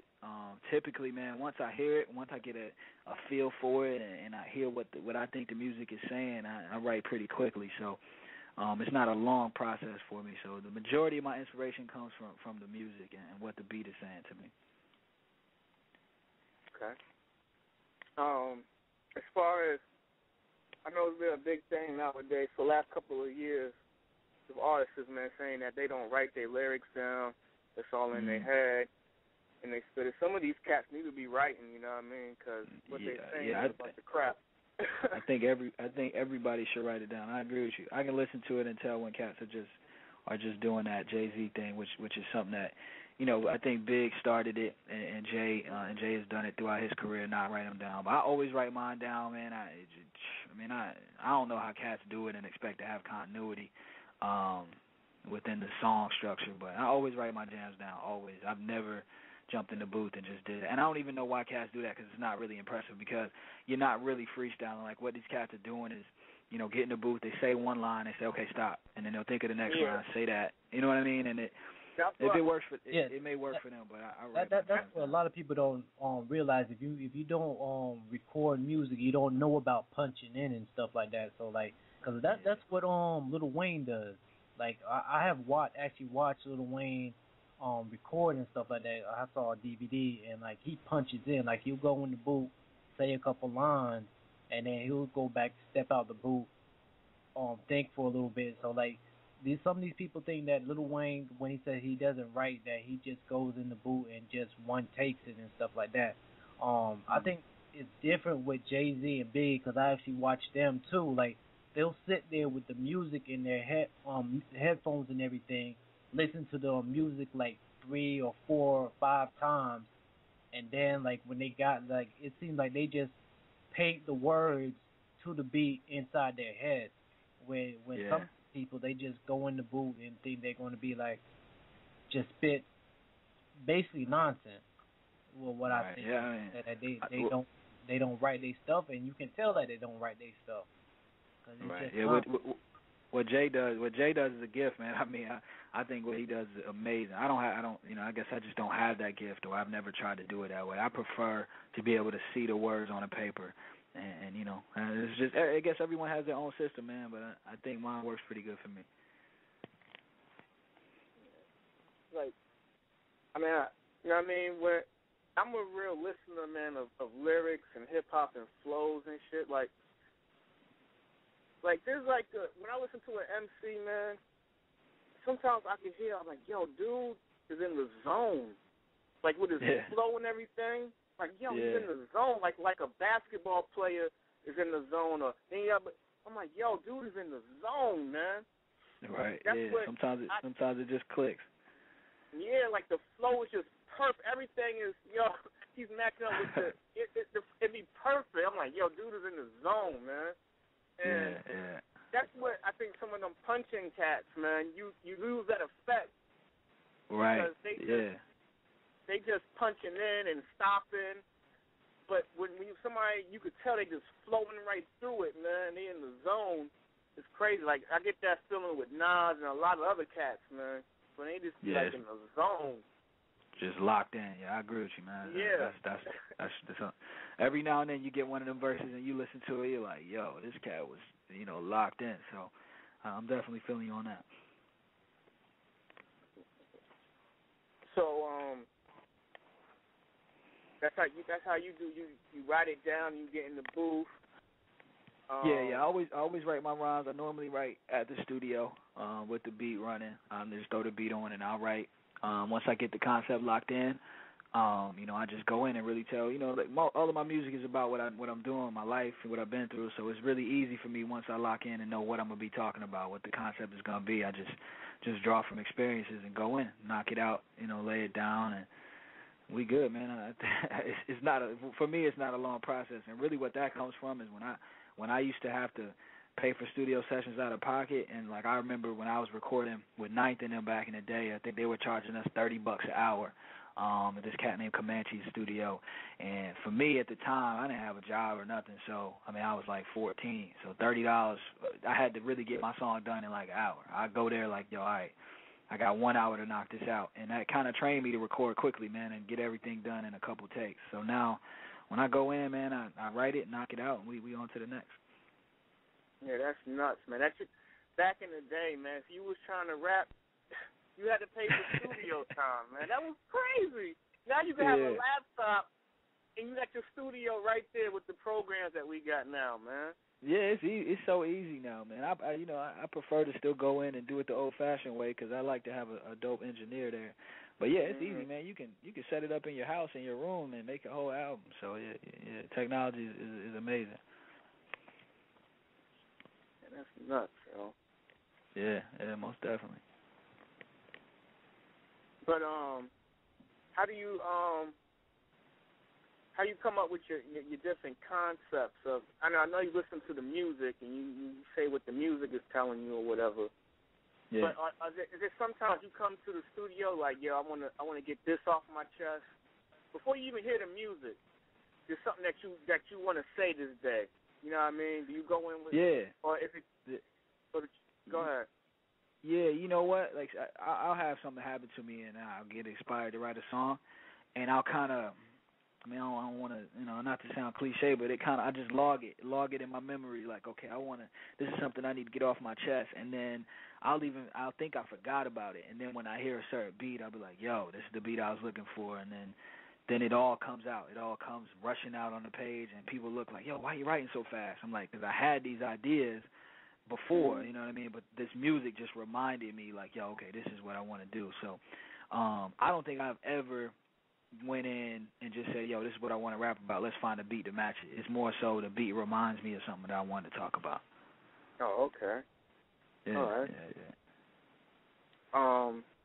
Damn, what's I about to say? Well, I wanted to ask you about you have any current projects that you actually working on right now? Yeah, I'm pretty much finished with the next project, which is called Faithful Struggle. It's the first project that I'm doing, that I've done since the Dubose signing, and what it really is going to be, it's my most personal project. So what we like it to be is people's first introduction to me. So it's me talking about my entire life and everything that I went through, some of the very, very personal issues that I dealt with, and then also with my career and the struggles with different labels and managements and all the things that everybody goes through as far as wanting to achieve their dreams. And Faithful Struggle is just, that's what it is. I mean, it's a struggle to really break into this music game, man. It's 50 million rappers out there, so it's just about me keeping the faith in myself and in God, and knowing that if I keep struggling and keep striving, I can make it. So I'm excited about Faithful Struggle, man. It's definitely my best music. It's 100% me. It's real. It's soulful. It's live instrumentation. It's everything that I wanted it to be. So we're gearing up for it, man. We're gonna working on the album artwork now. We're waiting on mastering, and we'll be ready next month. So it should drop probably the end of February. We'll be ready to roll. Is this be a mixtape or something that you can cop in the stores? No, it'll be free. It'll be free. I don't want to call it a mixtape because it's all original music. So I hate to call it a mixtape, but it'll be free. It won't be for sale. We'll have physical copies pressed up that we'll be distributing at shows and as we travel, and of course you'll be able to get it on the website. Yo, that's what I like, man. Yo, haven't I been telling these cats, man, since we've been on the air, like, yo, a mixtape is cool, you know what I mean? I mean, people want you now. It's morphed, man. The whole game, like, people want to hear an album, man. Your mixtape has to sound like an album now, man. It can't be rhyming over different beats of other people. I mean, you might have one or two joints, but people want to. Yeah. They want that right now, man. This is microwave fast, man. We want to hear that. We want to hear your music right now. We want to hear songs. We don't want to hear you rhyming over nobody else's beat. We want to hear you. You know what I mean? And we want it to sound like an album. Yeah. That's where the game is, man, and that's better for artists, man, because we get the opportunity to make all of these out. Like, people can do all these free albums and really just give people the music that we want to give them. So that's what Faithful Struggle is, man. It would be an album if this was '96. It would be an album for sure, but. It's 2012 now, and it's people gonna call it a mixtape. Like, they call Earl Manigault a mixtape, and it's it's an album. I mean, everything's original on that. You know what I mean? So that's the same thing this is, man. It's another. I just call it a project. I'll just call it. It's just a project, man. It's something I'm excited to get out, man. I'm ready to rock with it. Like, even it's not just even underground art. You got to put a mixtape out that sounds like an album. Look at Rick Ross. He just put out a freaking album. That was an album. Yeah, he did. He had Kelly Rowland, Nas. He had all these big original beats. It was an album. Right. And he's about to put out another album. I don't know how. Ross is killing it. He's killing. Yeah, I mean, he's not the best lyricist of all time. I like him. I remember when we first started talking, you said sometimes we're forced to like artists that are not so. That's like what Rick Ross is. He's nice, don't get me wrong, but I don't know. He would stand a chance back in the 90s. You know what I mean? With them cats back then. I don't know. I like Ross. I don't know. I think Ross is dope. I like Ross too. I think he's dope too. But I don't know if he would. I don't know. I like him though. Yeah. I like Ross. I fuck with Ross. Right. Yeah. No doubt. But yeah, man. Like, this is a good thing you're doing. You get these mixtapes. We want it right now, man. That's what it is nowadays. No doubt. So I'm ready to get it out, man. How do you go through your beat selection process, man? How do you like your beats, man? Man, you know what? That for me is becoming like a group effort, man, because I think my ear, I'm trained to, and man, I came up at a different time, so I'm trained for, I listen for certain things, and I like what I like. I like, soul samples and hip hop, you know what I'm saying, boom bap and some dope drums, and I'm also really into live instruments and all of that. So sometimes I miss some of the, the sounds that might really be dope and I might sound good over, because really what it's about is finding the production that you sound best over. And that's something that my team has helped me with a lot, man. And I think I still have a lot of room to grow as far as beat selection. I think there's been a lot of great MCs who can really, really rhyme, but their beat selection has been off. So my goal, man, is to really make music that everybody can hear and say, yo, that he really does a good job selecting his production. And I credit that to my team, man, helping me and say, yo, I know you like that beat, but you sound better over this. And then when I go back and listen to it, I'm like, yeah, you're right. I sound dope over that. So it's a team effort for me, man. Okay. Yeah, that's definitely. Because, like, that's what I like about Ross. I like his beat selection, you know what I'm saying? He's the best. I think he's the best right now as far as picking beats. He's definitely the best. Yeah, because he could pick some soulful beats, like a John Legend type track, and he picks some, those hard 80, them hard something with the snares going all crazy and shit like that. Yeah. That's the type of production that, it's where well-rounded, you know what I mean? Right. That's what I like about him. Ill, you got any questions? I was going to try to do a couple more tracks and then try to pick his brain about sports right quick. So right.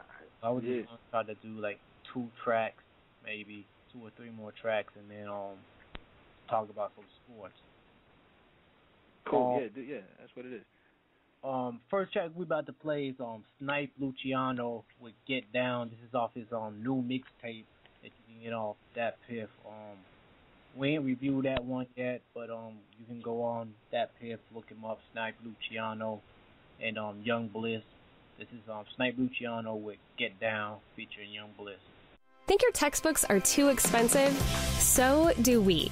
Meet Cengage Unlimited. Access to all your Cengage courses on platforms like MindTap and WebAssign, our library of ebooks, study guides and tools, and a free print rental. All with one subscription for $119.99 per semester. No matter how many courses you enroll in or how many ebooks you use, the price of Cengage Unlimited stays the same. Visit NoLimitsToLearn.com to learn more about Cengage Unlimited.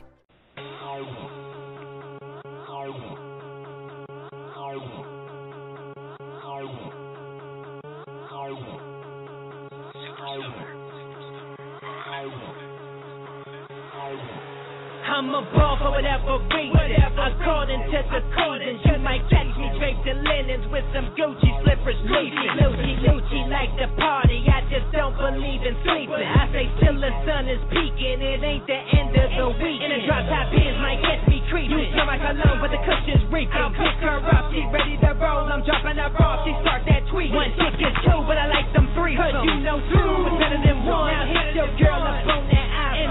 come if she ready to come. Now, I can't really tell if my glass is half empty. I just blew an 8 for Kush. Now I'm sipping on that Remy. You know I be feeling good with that shit all in my system. Yeah, all the way down to my liver. 2 white cups and I'm on that liquor. It's going down. Get down with the badass. Get down with the badass. Get down with the badass. When I come around, it's going down. Get down with the badass. Get down with the badass.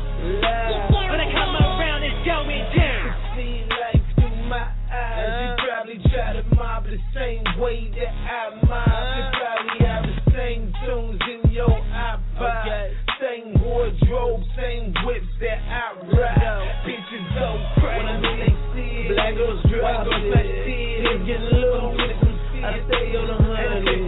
Stay out on buggy, so fly. Match my fly, yes you try. Match my aim, yes you die. It sounds so cold. They wanna know why. Niggas is all with it. My bitches is all with it. We done in this new era. Jumps the crown in the city. In charge of look get it with it. I'm that nigga admit it. Usually take number ones, but on this track I just shit it. Get down with the badass. Get down with the badass. Get down with the badass. Get down with the badass. When I come around, it's going down. Get down with the badass. Get down with the badass. Get down with the badass. When I come around, it's going down. My name is Goody. Tonight I'm feeling naughty. You should be where I be, 'cause I am the VIP. Sipping on LIPs, no white taste shots of whiskey. Henny, Jack Beeman mixed with the Cody. Now every bad bitch in this motherfucker get down. I bet $1 that a nigga gonna try to follow. Tricky ass nigga spin that shit then. Short wild if you really tryna holla. Get my own, so no, you ain't really gotta. Rockin' J's on my feet, I don't fuck with Prada. Nigga, keep the peace. Hakuna Matata. Ooh, the room is kinda spinning in your face. It's kinda blurry, but I want to dance all night with you. Wow, watch me get down. Get down with the badass. Get down with the badass. Get down with the badass. Get down with the badass. When I come around, it's going down. Get down with the badass. Get down with the badass. Get down when I come around, it's going down.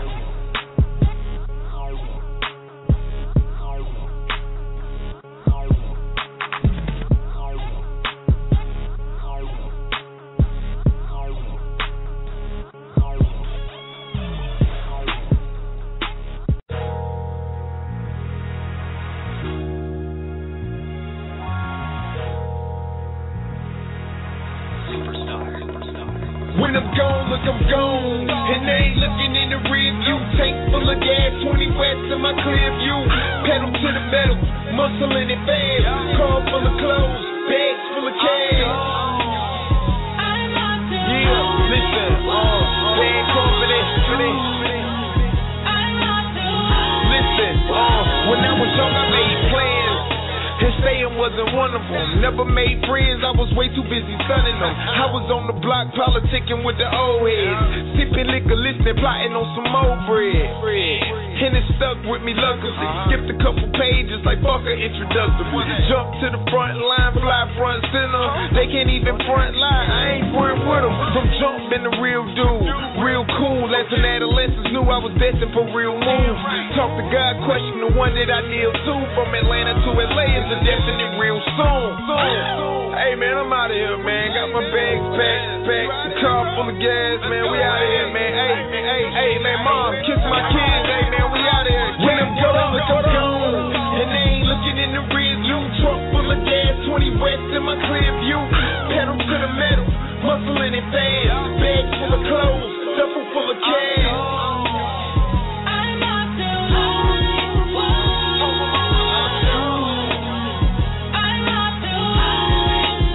I hope my niggas understand.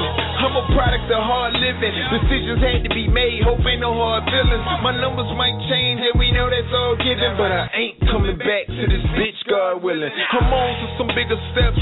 Summer homes, 2 comma, 6-digit checks. I'm on my own, stepping on for the hitters deck. I'm getting texts, old exes, they feel them next.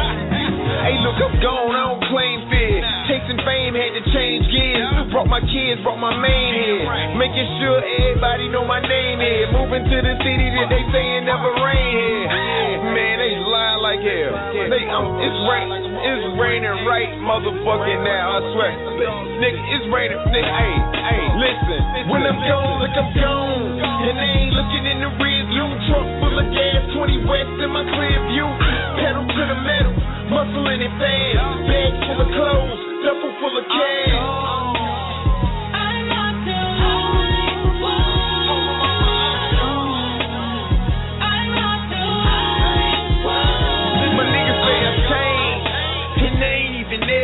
Waiting on illuminated names and a legend. Money coming in, I won't even head it. A 2012 range that I ain't even spared yet. And then you could call me brand new. Star rumors tell me that I don't understand truth. Sit me down saying I don't got a damn clue while I'm counting bands, doing just what I plan to. So before you get the facts backwards, tell the same cat ain't trying to act ratchet. Backtrack it.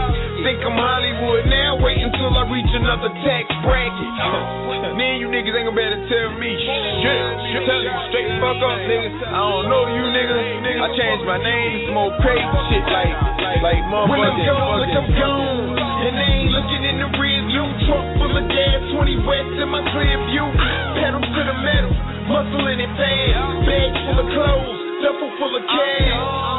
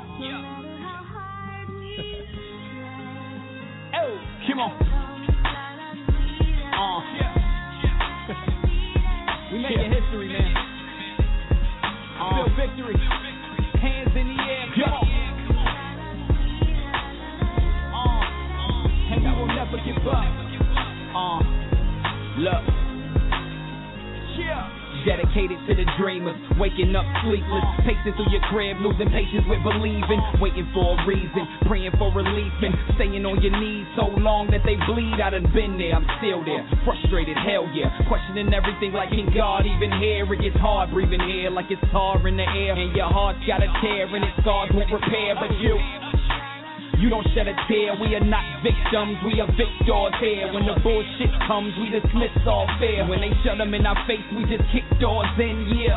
Come on.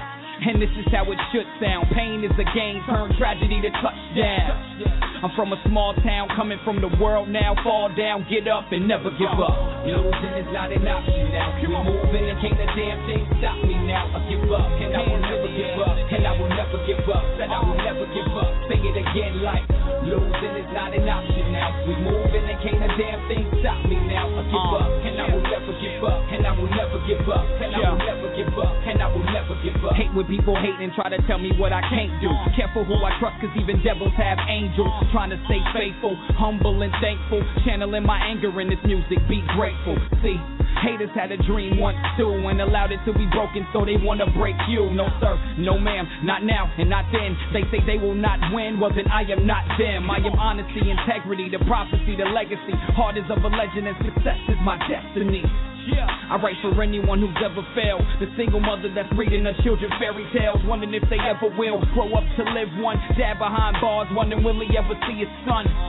Just give them all love, pray and watch what God does. Fall down, get up, and never give up. Losing is not an option now. We moving and can't a damn thing stop me now. I give up, and I will never give up. And I will never give up, said I will never give up. Say it again like, losing is not an option now. We moving and can't a damn thing stop me now. I give up, and I will never give up. And I will never give up, and I will never give up. And I will never give up. The whole sign, Colin elect, and Drake's down with Weezy. Khan's got Big Sean, so where does that leave me? Labels keep comparing me to them, and apparently they don't see a place for Gunn in this game. Wait, what? You gotta be kidding me. Are you even listening to what people are twittering? They call me the savior of your whole fucking industry. Better start befriending me or meet your worst enemy. They say that I spit it like it's venom deep within me. The internet is awake, you sleeping doesn't offend me. Laddie came to get me, said don't join him, beat him. All I wanted was a deal, he told me I don't need him. They just pitch bullshit, he told me don't relieve him. The greatest rapper on earth, and soon you'll believe him. Right. And soon you'll exceed him. The game isn't changed and my name means freedom. So why wouldn't you market me? I appeal to every demographic you were targeting. Underground king, rest in peace, Pimp C. Mainstream team scream like I'm Justin B. And we don't have to talk about the ladies, do we really? Said I think I'm Flavor Flav, probably should have said Wilt C. So this is for any label that's offering. Come with less than $1 million, then I ain't fucking talking. Gunna. Just right. And the beat goes. Hands in the air, come on. And the beat goes. We right. And the beat goes. I will never give up. Let's bring the hook back. Losing is not an option now. We moving and can't a damn thing stop me now. I give up and I will never give up. And I will never give up. Said I will never give up. Sing it again like losing is not an option now. We moving and can't a damn thing stop me now. I give up and I will never give up. And I will never give up. And I will never give up. And I will never give up. And the beat goes. We're back. First track was Snipe Luciano with Get Down featuring Young Bliss and Goody Renee. Second track was J Rel with Hollywood. And third track was, I Guess Tonight, J Gunn with Winner's Anthem. Speaking of winners, I know, I believe they said the 49ers and Giants game was the highest rated conference game as watched and everything. Everybody that's been following the show and everything know that I picked the Texans and 49ers to go to the Super Bowl. Man. It's so ironic that both these teams got eliminated because of their punt returner. Like I played football, and I know in Pee Wee they teach you about fielding a punt, and both these punt returns. Like I understand that the guy for the 49ers, he wasn't fielding the punts all year. He was filling in and everything, but like they teach you this in Pee Wee, basically. Like if you don't think you can field it, get away from it. And the thing that messed me up about the 49ers guys, like he had to know that the ball hit him. He had time to jump on the ball as soon as the ball touched his leg, but I guess he just felt like no one was going to notice that it touched his leg or something. Just backed away from it. Yeah, but I'm just glad that he didn't. I'm a Giants fan, so I'm glad that he didn't notice it. I mean, it was a good game and everything. I actually, now that since both my teams that I picked to go didn't go, I'm actually picking the Giants because I believe that the Giants is the most balanced team there. Because like, yes, the Patriots got Brady and everything, but I believe the Giants defense can stop him, and I believe you see what Manning and Cruz is doing, and I think they're going to tear apart that Patriots defense. I agree. It's going to be a good game. Actually, what do you think about the past playoff games first? As a whole, what do you mean? What are you asking? Yeah, the conference games. I watched both of them. I mean, of course, I watched the Giants game every single second. I'm a diehard Giants ever since I was 5 years old. Both games were great, man. I couldn't believe, though, in the Baltimore game that the ball missed the field goal.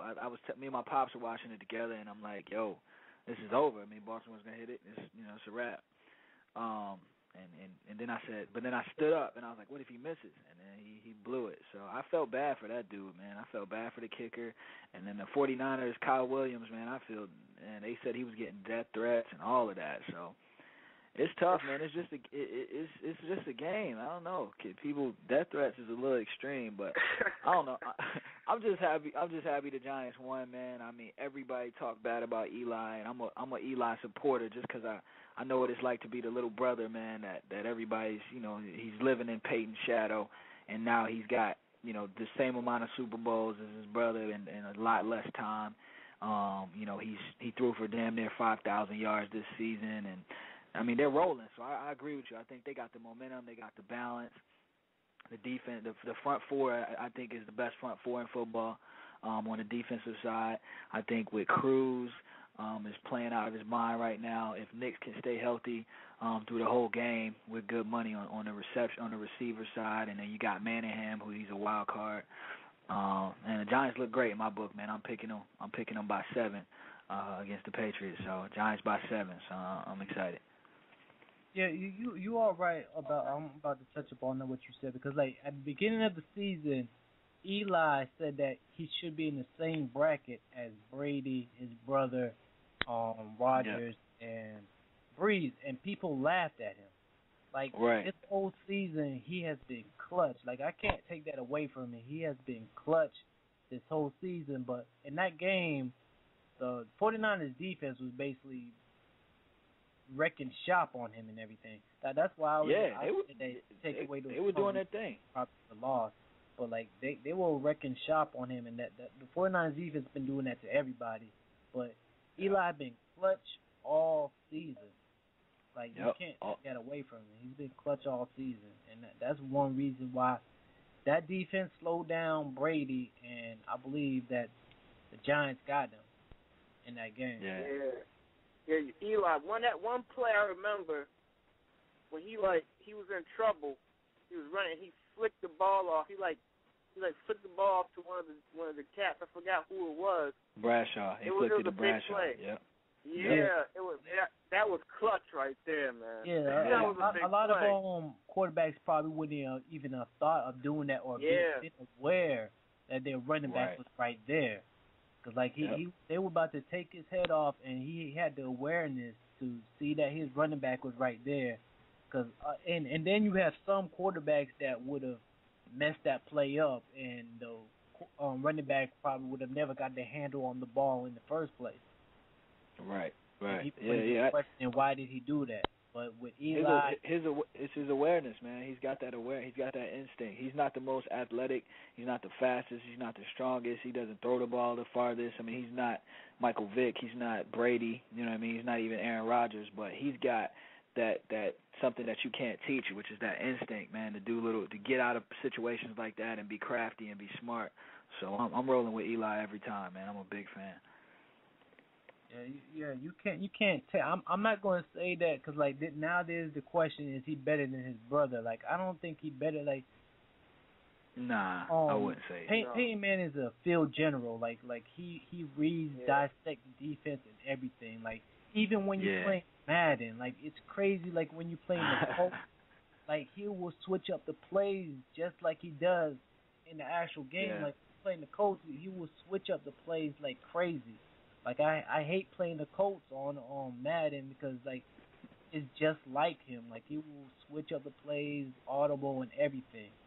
But no doubt. No, I don't. General, I don't think you can say that even when Eli wins his second ring and everything, I still won't say that he's better than Peyton. Cause like I don't think he's better. Everything how the Colts just crumbled. Because Peyton Manning wasn't there. You see how important he was to that team. Right. Yeah, I agree. I wouldn't say Eli's better, man, but I say he definitely deserves his credit and he's underrated. Andy, you were about to say something? No, I wasn't about to say nothing, but this Super Bowl is gonna be good, man. It's gonna be the probably the highest rated Super Bowl. Yeah, it's gonna be dope. Well, I thought about that today and everything. Like, I don't think the Super Bowl is going to be as good as the playoff game. Like, this is one of the best playoffs. Like, every game was tight and everything. Like, like every game was you were on the edge of your seat and stuff like that. Like I really think that the Giants defense is going to slow down Brady and stuff like that. You said that you got the Giants by a touchdown. I like it could be by a touchdown or more, in my opinion, because like I really feel like that defense is going to slow down, and then like the Patriots defense really isn't that good, and I feel like the Giants can take apart that defense, in my opinion. Yeah. I think our offense will do well against it, but I mean, it's Tom Brady, man. I never count him out, so I think he'll put some points up. Even though I think the front four and the linebackers will give him some trouble if they put pressure up front. But our secondary looked kind of suspect sometimes against Alex Smith on Sunday. So I mean, it's just Tom Brady, man. I never counted him out. I know he'll put some points up. So I'm still going with a touchdown. I'm going with the Patriots, and this is not even because I think they're a better team than the Giants. I like Tom Brady, man. I didn't even like him before, man. I didn't even like the Patriots before, man. But I've grown to like them cats, man, because of Tom Brady. And I want to see him. I want to see him win. When was the last time they won? It's been a minute. Yeah. They've been out the picture for a while. Yeah. I want to see him win. I want to see him come back like that and win a ring. And I don't even like it. You know, so actually, the last time they were in the Super Bowl was against the Giants. Yeah, we beat them in 2007. Yeah. Oh yeah. Yeah, that's the last time they were, and that was the season that they went undefeated, but had that one giant loss. Like everybody always be saying that they went undefeated but one giant loss.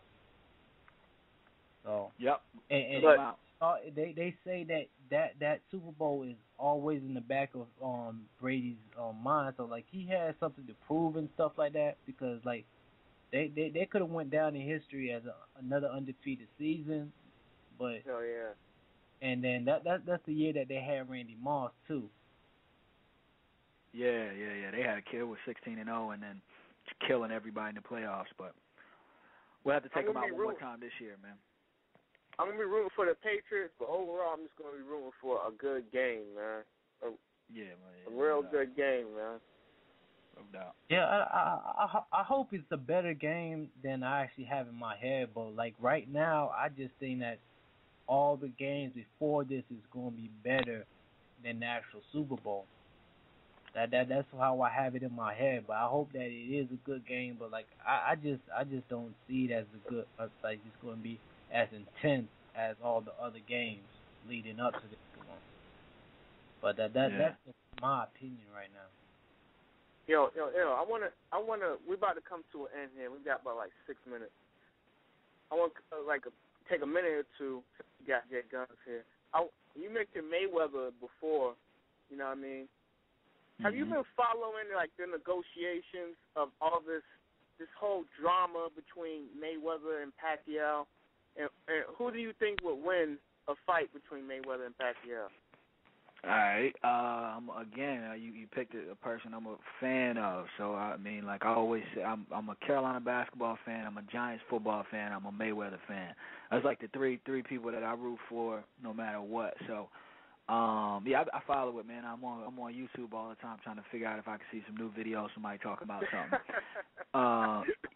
You like me, man. You just like me. My opinion. Here's my opinion. Pacquiao has been juicing for years now. You can look at him. I mean, nobody gets that big in that short amount of time. His face, like just like with Barry Bonds, you can look, when someone's taking HGH, their whole face gets bigger.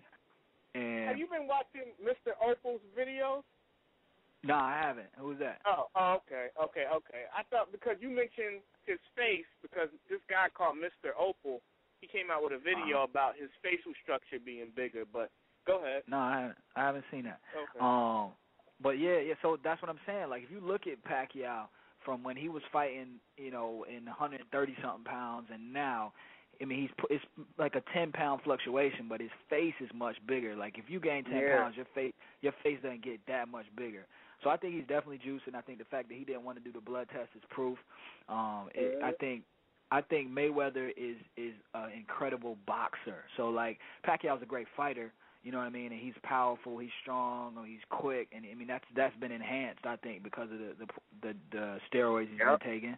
And but Mayweather, man, as far as defense, I don't think he can be beat. I don't think that there's a boxer out there right now that can beat him. So I really hope they fight, man, and this whole 50-50 split is the issue now. If I was Floyd, I would go ahead and take the 50-50 split, get it over with, and retire. But I think he'll beat Pacquiao, man. It'll be a decision. He ain't gonna knock Pacquiao out, but he'll beat him, man. I don't think Floyd can be beat, man. I really think he's too. Yeah. If you watch his training regimen, man, that's why I'm a big fan of him. He talks a lot, man. He's obnoxious. He's arrogant. Yeah. He does ignorant stuff sometimes, but. The dude, man, is a workhorse, man. His training regimen is ridiculous. He's 33 or whatever he is, and he looks like he's 21. I don't know. He's a killer, man. I'm Floyd Mayweather. I'm rolling with the money team on that one. So you just expressed everything, man, that I've been talking on this show. You know what I mean? Yeah. You know what I mean? For the last 6 months we've been on this show, or 7 months or a year, or whatever. Yeah, man, what you just said, Pacquiao's been ducking. Everybody's been saying Floyd's been ducking. It's the other way around, man. Pacquiao's been ducking Floyd all this time, and he didn't want to take the drug test. Right. Now this 50-50 split thing. Yo, Pacquiao said that he would take less money before. He's come out with a statement. He was like, I would take less money to make this fight happen. And then when Floyd Mayweather called him out and said, okay, let's get this popping, and then he said, let's get a 50-50 split. Right, now it's a 50-50 split. Now, I mean, dude is juicing. He's scared. He's going to have to fight clean. He's going to get exposed. He's going to get destroyed, and then all of a sudden his whole thing is over. Like, it's ridiculous. If you get pulled over, if I was to get pulled over today and I was driving and the cop said, I think you're drunk, I want you to take the test, and I say no, the cop automatically assumes I've been drinking. Pacquiao says no, and the whole world is like, well, he just don't want to do it because that's not what he's used to. Nah, he juicing. If you don't have anything to hide, you take the test. If I wasn't doing drugs and if I applied for a job and they're like, you got to take a drug test, if I wasn't doing drugs, I'd pee in the cup and it'd be over. But for that much money? Right. For $30 million or whatever they're gonna get. Yeah, I'm in there. You crazy? I'm in there. right. Yeah, if you want, but he knows. Crazy. He knows if he fights clean, and he can't use the HGH or whatever it is he's taking, that he's gonna be sluggish. He's gonna be slow. His training ain't gonna be the same. He's gonna lose. His career's gonna be over. Nobody's gonna care about Manny Pacquiao anymore. So. I mean, it is what it is, and everybody wants to hate Floyd, man, but he's good. I don't even think nobody would care about Pac. I think people would still care about it. I think he would still be because he's a nice guy. He has that personality. He's a nice guy. He's gonna lose that mystique about himself because everybody built him up to beat Mayweather. But he's gonna still get his pay-per-view vibe. Him and his promoter are waiting right now. They're trying to cash him out because they never wanted to face Mayweather in the first place. Yeah, they've been running for Mayweather for the whole time. I hope they fight, man. I hope they do, bro. Yeah. They're not fighting May 5th, though. Nah, it's too soon. It's too soon. It ain't going to happen. Nah. But, yeah, man, I'm Mayweather all the way, so hopefully I can be there. Whenever they fight, I'm going to try to go to the fight. So as soon as they pick the day, I'm going to buy some tickets. I was thinking that. But it might be a little bit expensive for me. I could pull it off, but I might check it out at the crib. But I was thinking, that's going to be you as an artist is going to want to be there because everybody's going to be there, yo. Yeah, that's going to be the fight of the century, man. I got to be in the place with my business cards and my CDs. I got to be there. No doubt. Yeah, most definitely. I think he's gonna stop him, yo. Yeah, he's gonna kill him. He's gonna stop him. He's gonna do his thing. But man, we done went over, man. It's like that's what it is right now. So why don't you give out your information and any other information you want to let people know about you and stuff like that? Yeah, cool, man. My Twitter is J Gunn is better. JGUNNISBETTER. J Gunn is better. Website is jgunnmusic.com. My team is called Red Eye Lifestyle. You can follow the team on Twitter at Red Eye Lifestyle. That's it, man. Everybody who's listening, check me out. The music is incredible. I'm almost giving satisfaction guarantees, man. I'm really excited about what we got going on. Anybody in the New York City area, we opening for Saigon February 3rd. Myself, Ninth Wonder, and Rhapsody will be opening for Saigon at Webster Hall, 8 o'clock on February 3rd. So tickets, you can get the tickets on jgunnmusic.com as well. And we'll be on tour starting in the spring of this year, so we'll look out for dates on that. And, fellas, thanks for having me, man. I definitely appreciate chopping it up with y'all about music and sports and everything. And appreciate the support y'all gave me, man. I listened to the show where y'all reviewed the mixtape, too, so I definitely appreciate it. No problem. Just glad that we could get you on the show and everything.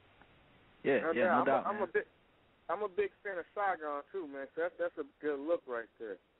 Yeah, Saigon is the illest, man. He's killing. He got some new music out too, so I'm hyped. I'm hyped to meet him. I never met him, so I'm hyped to kick it with him. And it's competitive though. I'm gonna try to do him up, so by the time he get on stage, he'll be like, damn, I wish I went on after these cats. Before these cats, because I'm bringing my band up there, and we're gonna shut it down. So I'm excited. You gotta let us know how that goes and everything. Yeah, we'll do, man. Y'all make sure y'all keep in touch, man, and I'll do the same. I'll make sure that I'll check you out on Twitter and everything. Make sure that I keep up to date to see what's going on, and I'll be seeing when you be posting up new music on your website and everything. So I'll keep up to date.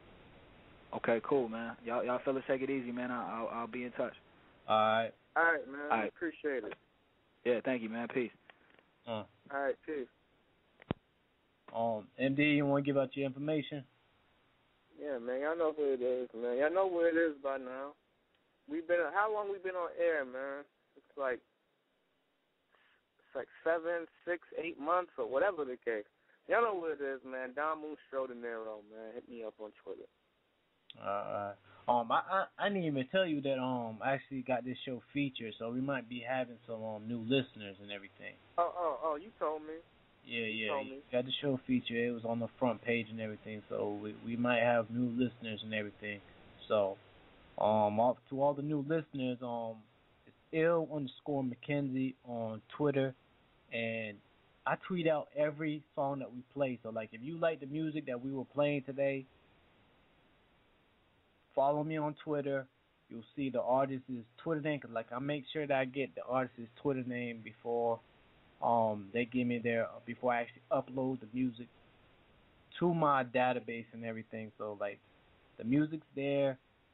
I got the Twitter name and everything, so I tweet out the Twitter name so you can hit them up, be like, I like your music and stuff like that. Make sure that you hit these artists up and let them know how you feel about their music, because, like, it's really important that they know that they have a following, especially the fact that we broadcast, like, around the world and stuff like that. Like, anybody around the world can listen to this station and everything. So, like, if they get in people across the sea that like their music, that's going to be a good look for them and stuff like that. So, make sure that you hit these artists up, let them know that you like their music, find out how you can get their music and stuff like that. Support these artists and everything.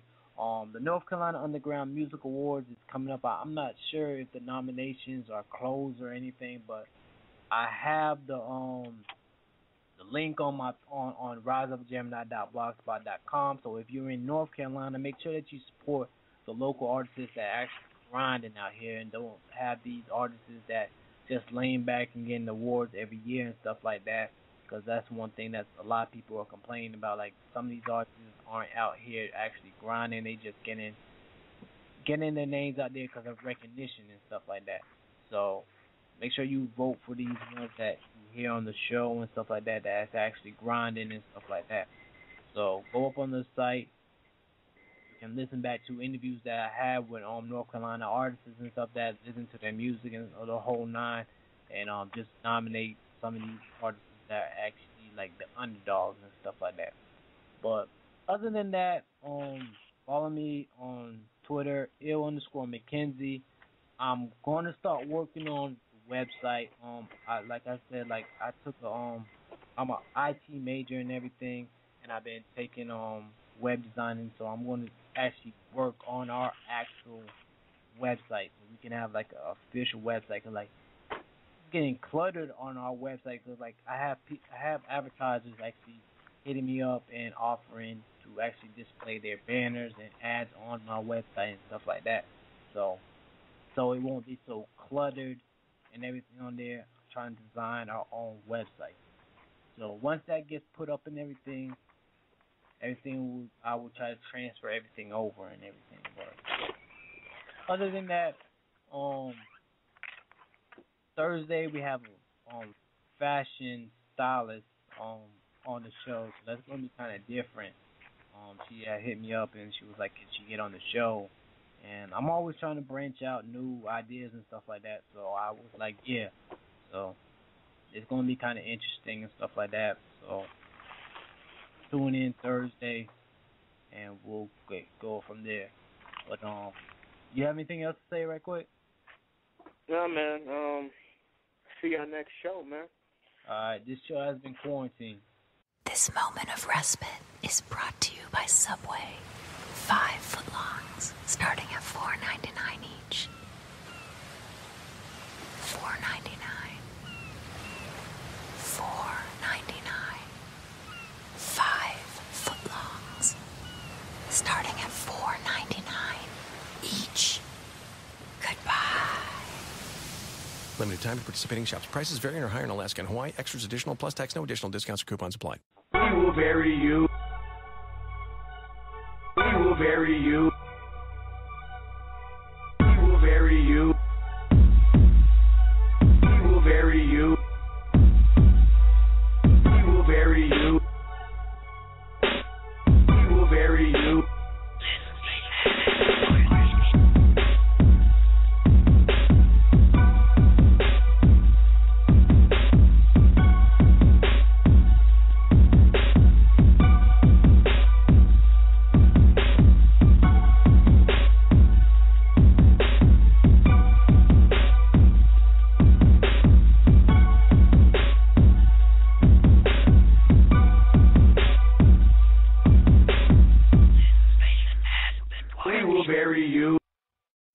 You're not wired to have a response to this sound.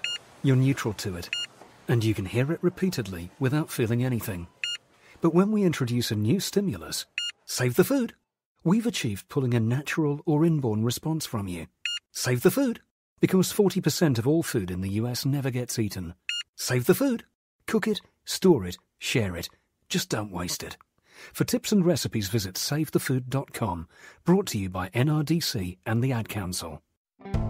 It's easy to change a room with new carpet. It's even easier with new carpet financing from the Home Depot. With up to 24 months financing on special order installed carpet with your Home Depot consumer credit card. So make a dramatic change, but make paying for it a little less dramatic. Only at the Home Depot. More saving, more doing. With credit approval for qualifying purchases made on the Home Depot consumer credit card. Not available on the Home Depot Home Improver card. Terms and conditions apply. Excludes services purchased in-home. May not combine with any credit offer. Valid July 19th through July 25th.